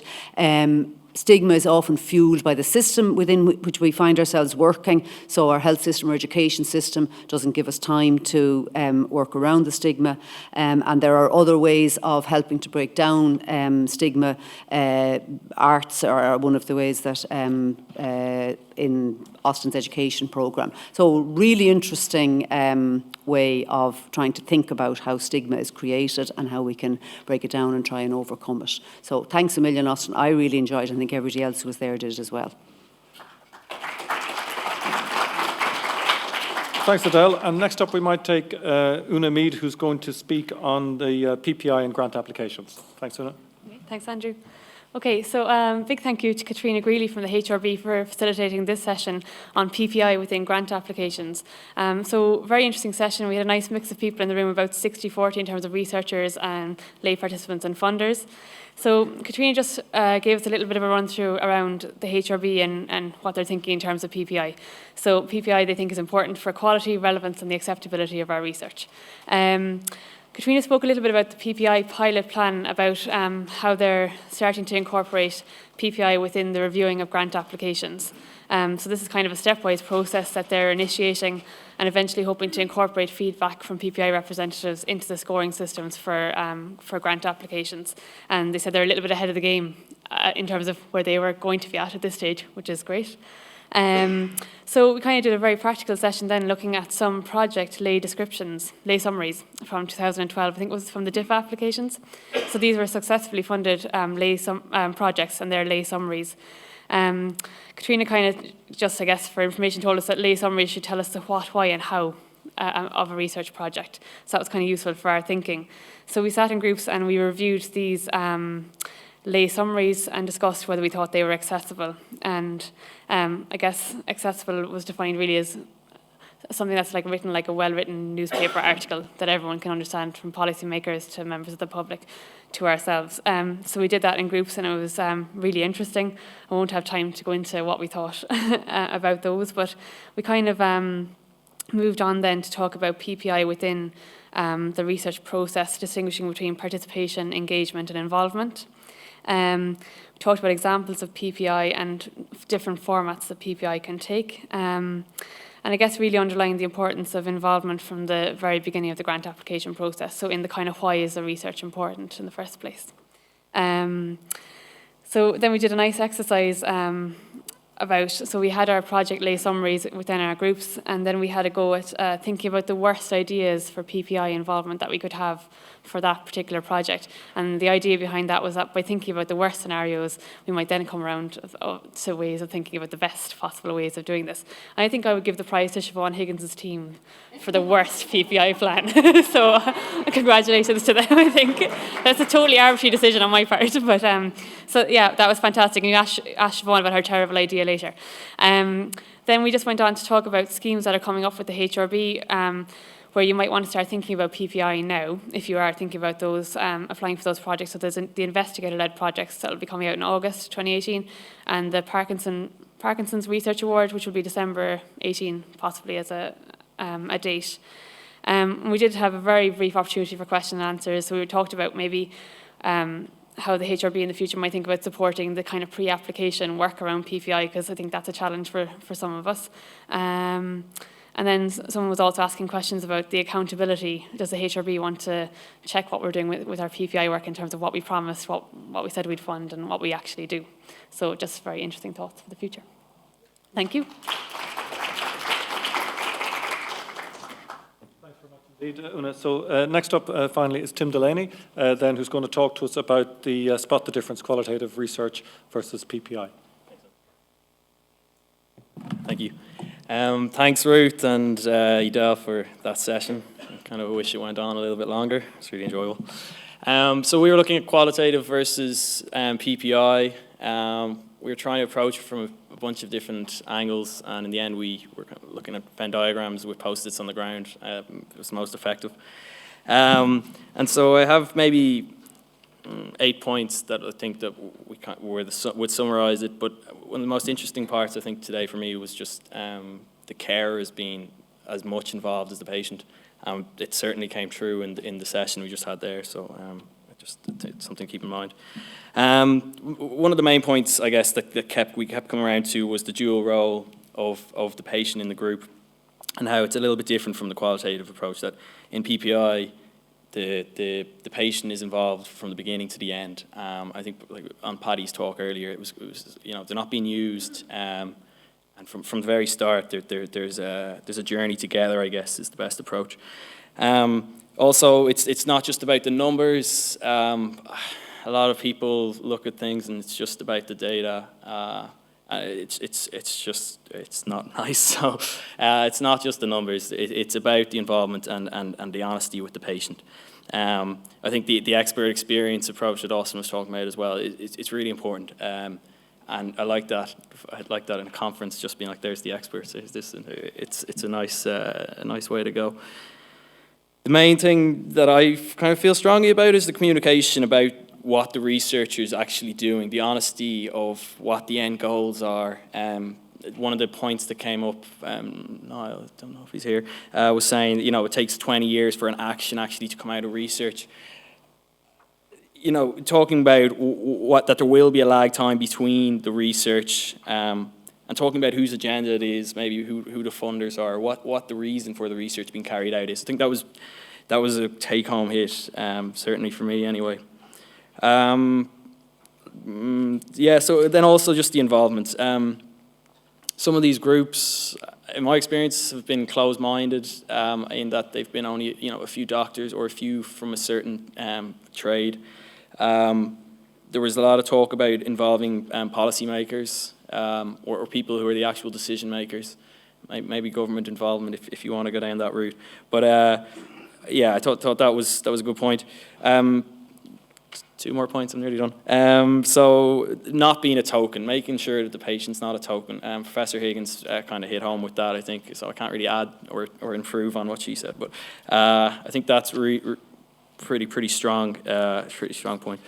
So the actions that came out of it were, the patient voice, the carer voice needs to be heard.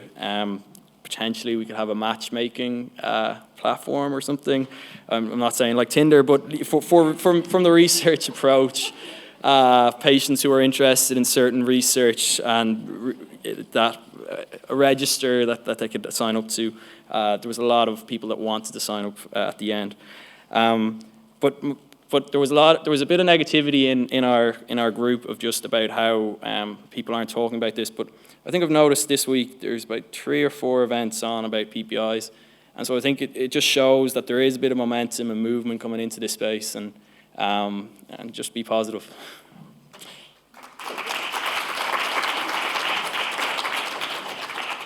Thank you very much, Tim. Now, if you thought you had a difficult day, somebody who's had a very difficult day, I think, is Fiona Keogh from the Centre for Economic and Social Research in Dementia, who's been asked to sort of pull thoughts together and summarise the whole day for us, Fiona. So I hope you're getting well paid for this honour.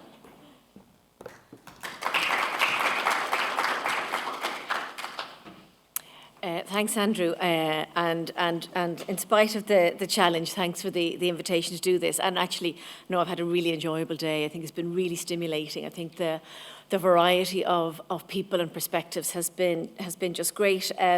So I'm only going to do 30 minutes, is it? No, I'll discipline myself and stick to 10. I could talk easily for 30 minutes. There's so much to say and reflect on, but I won't. I'm going to just, I think, try and capture 3 themes that for me came through really strongly in the presentations today. And I'm going to try and finish with a few reasons, maybe 3 reasons why PPI is a good idea and why we should be doing more of it. And I'm going to use the term PPI for shorthand, really, but I'm talking about people using health and social care services and the general public. But I'm also talking about everyone in this room. So PPI, I think, fundamentally is about moving away from that us and them, to think about all of us as we all use health services, unless there's any superhumans in the room that I don't know, we at least visit a GP once in a while. So we're all patients. So it is all about us. And I think that's the first theme, I suppose, that came through for me was the importance of being self-aware and reflective if we really want to do PPI well, and not in a token way. We have to be prepared to be open and to be aware of our own shortcomings and biases and how our own life experience has really shaped us and how we think about other people. My first real research job was interviewing several hundred people who used mental health services in the areas of Tallaght, Clondalkin and Dublin, which would be kind of described as very socially deprived areas. And one of the things I really learned from that few years was that it really opened my eyes, I suppose, to how much I had in common with the people I was meeting, but also how the different opportunities I had in my life had kind of led me kind of in a different life path. And I think Austin and Paddy and others really articulated very clearly the importance of that kind of openness and self-awareness that we need as researchers and practitioners if we're really going to engage with people in an honest way. I suppose one of the other things that came through, and I was really delighted to see the specific piece on film, because I think it's really challenging to do PPI well, and there's a lot of kind of practical and logistical challenges around that. And I think we need to be kind of imaginative and creative and can-do and problem solvers when it comes to that. I mean, you know, people, even if it's part of your job, not everyone is comfortable about sort of standing up and talking in a public forum or even speaking up at a meeting. So I think we need to be aware of that, and then there's challenges, you know, people may have communication challenges, or they may be in a hospital bed. So we have to be imaginative about how we access and hear the voice of these individuals. And I think the new developments in media are just fantastic. I mean, we all carry a camera now around in our pocket in the form of a smartphone. And I think the use of video and photos, blogs, I think there's something called vlogs. I haven't seen, you know, video, blogging, Twitter, Facebook, all the things that, not all of them I use, give us a lot of opportunity, I think, to engage with individuals. I mean, I follow a blog of a woman who has dementia, and she posts every day, and it's like 3 minutes. You know, if you're having a cup of coffee. And it just gives you such insights as to just the everyday challenges that she comes across and how she solves them, which is really interesting. So I think, you know, we can use Skype, we can get people to take photos of things that are important to them as ways of feeding into the research process. It doesn't have to be coming to a meeting, sitting down, you know, and the usual way we're used to of interacting. I think that the third theme that came through for me, and I think the kind of the new media and the internet in the last 10 years have been really instrumental in kind of shifting power in all sorts of ways in our society. And I think, you know, kind of knowledge and access to influence has become democratized because we have this powerful thing in our hands called a smartphone. And I think PPI is really the embodiment of that. And any real use of PPI has to acknowledge and speak about power relationships. I think it's something where a lot of us aren't maybe very comfortable about doing, and there's kind of an unease about that. But I think the foray into the area really needs to, as one of the first conversations, to start talking about and acknowledging the differences in power. And I think a lot of the fear is about, it means, oh, so there's no experts anymore, so all the expertise is gone. And I don't think it's about that at all. If I need an operation tomorrow, I want the surgeon who's doing it to be really highly skilled and qualified. But I also want that surgeon to engage with me and talk to me about what's happening and acknowledge the impact on my life and have some awareness of that. So it's about, I think, the experts moving over and making space and recognising and valuing a different type of expertise, and that is of the experience who lives every day with whatever it is, the condition that we're interested in finding out more about. And so it's about rebalancing power, and it's not about losing expertise. It's actually about bringing more expertise into the room. And I think all of the speakers, Agnes and Wendy and Austin, were really spoke very powerfully about that. So just to finish, if we're not already convinced by the proceedings today, why should we do PPI? Why it's not easy. It takes time and effort. So I think there's probably at least three that I was thinking about. One is, for starters, just a straightforward business case. If we want to develop new technologies, new medications, new types of social interventions, these take time and money. They cost. And any designer with any sense would bring the end users in at the beginning of the process instead of the end of the process, or not at all. It makes sense. I think as researchers, I think there's the kind of a knowledge and evidence case. So I think to get the best evidence we can, so not just in terms of the kind of quality metrics that we're used to, but the most relevant and the most impactful is if we involve those who are directly affected. And I think there was an interesting question about, well, how do we evaluate the impact of involving people, which Agnes, I think, addressed very well. I think we need to look right across the research cycle. What I heard today was that if we think about, not just the design stage, but also reporting and dissemination and impact, I think that's where potentially, actually, we can see the biggest impact of PPI, and I think Wendy also spoke very well about this. End users are really invested in the evidence that's produced. It really matters to them in their everyday life. So they're going to be the best and the most active ambassadors in terms of getting the message out there. And they also have much higher legitimacy than researchers, because they live it every day.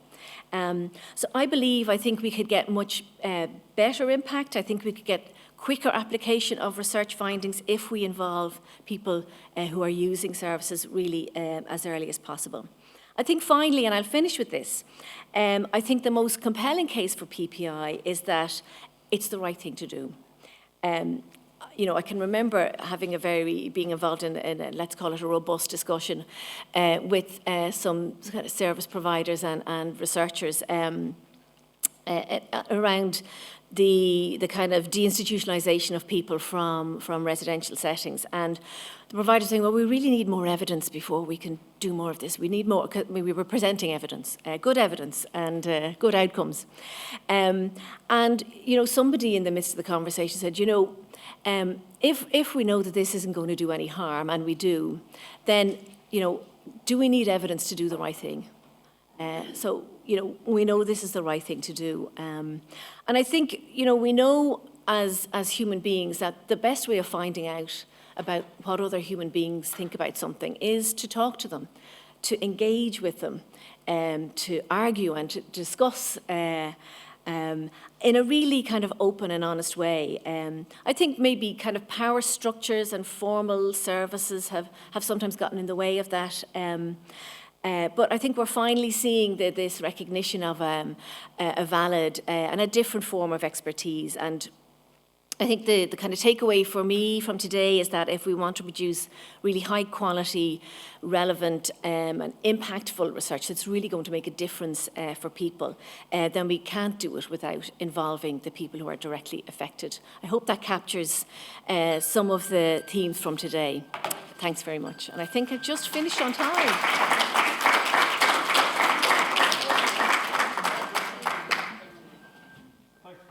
I was just going to say this phone had been left behind, so what we might do is try and answer.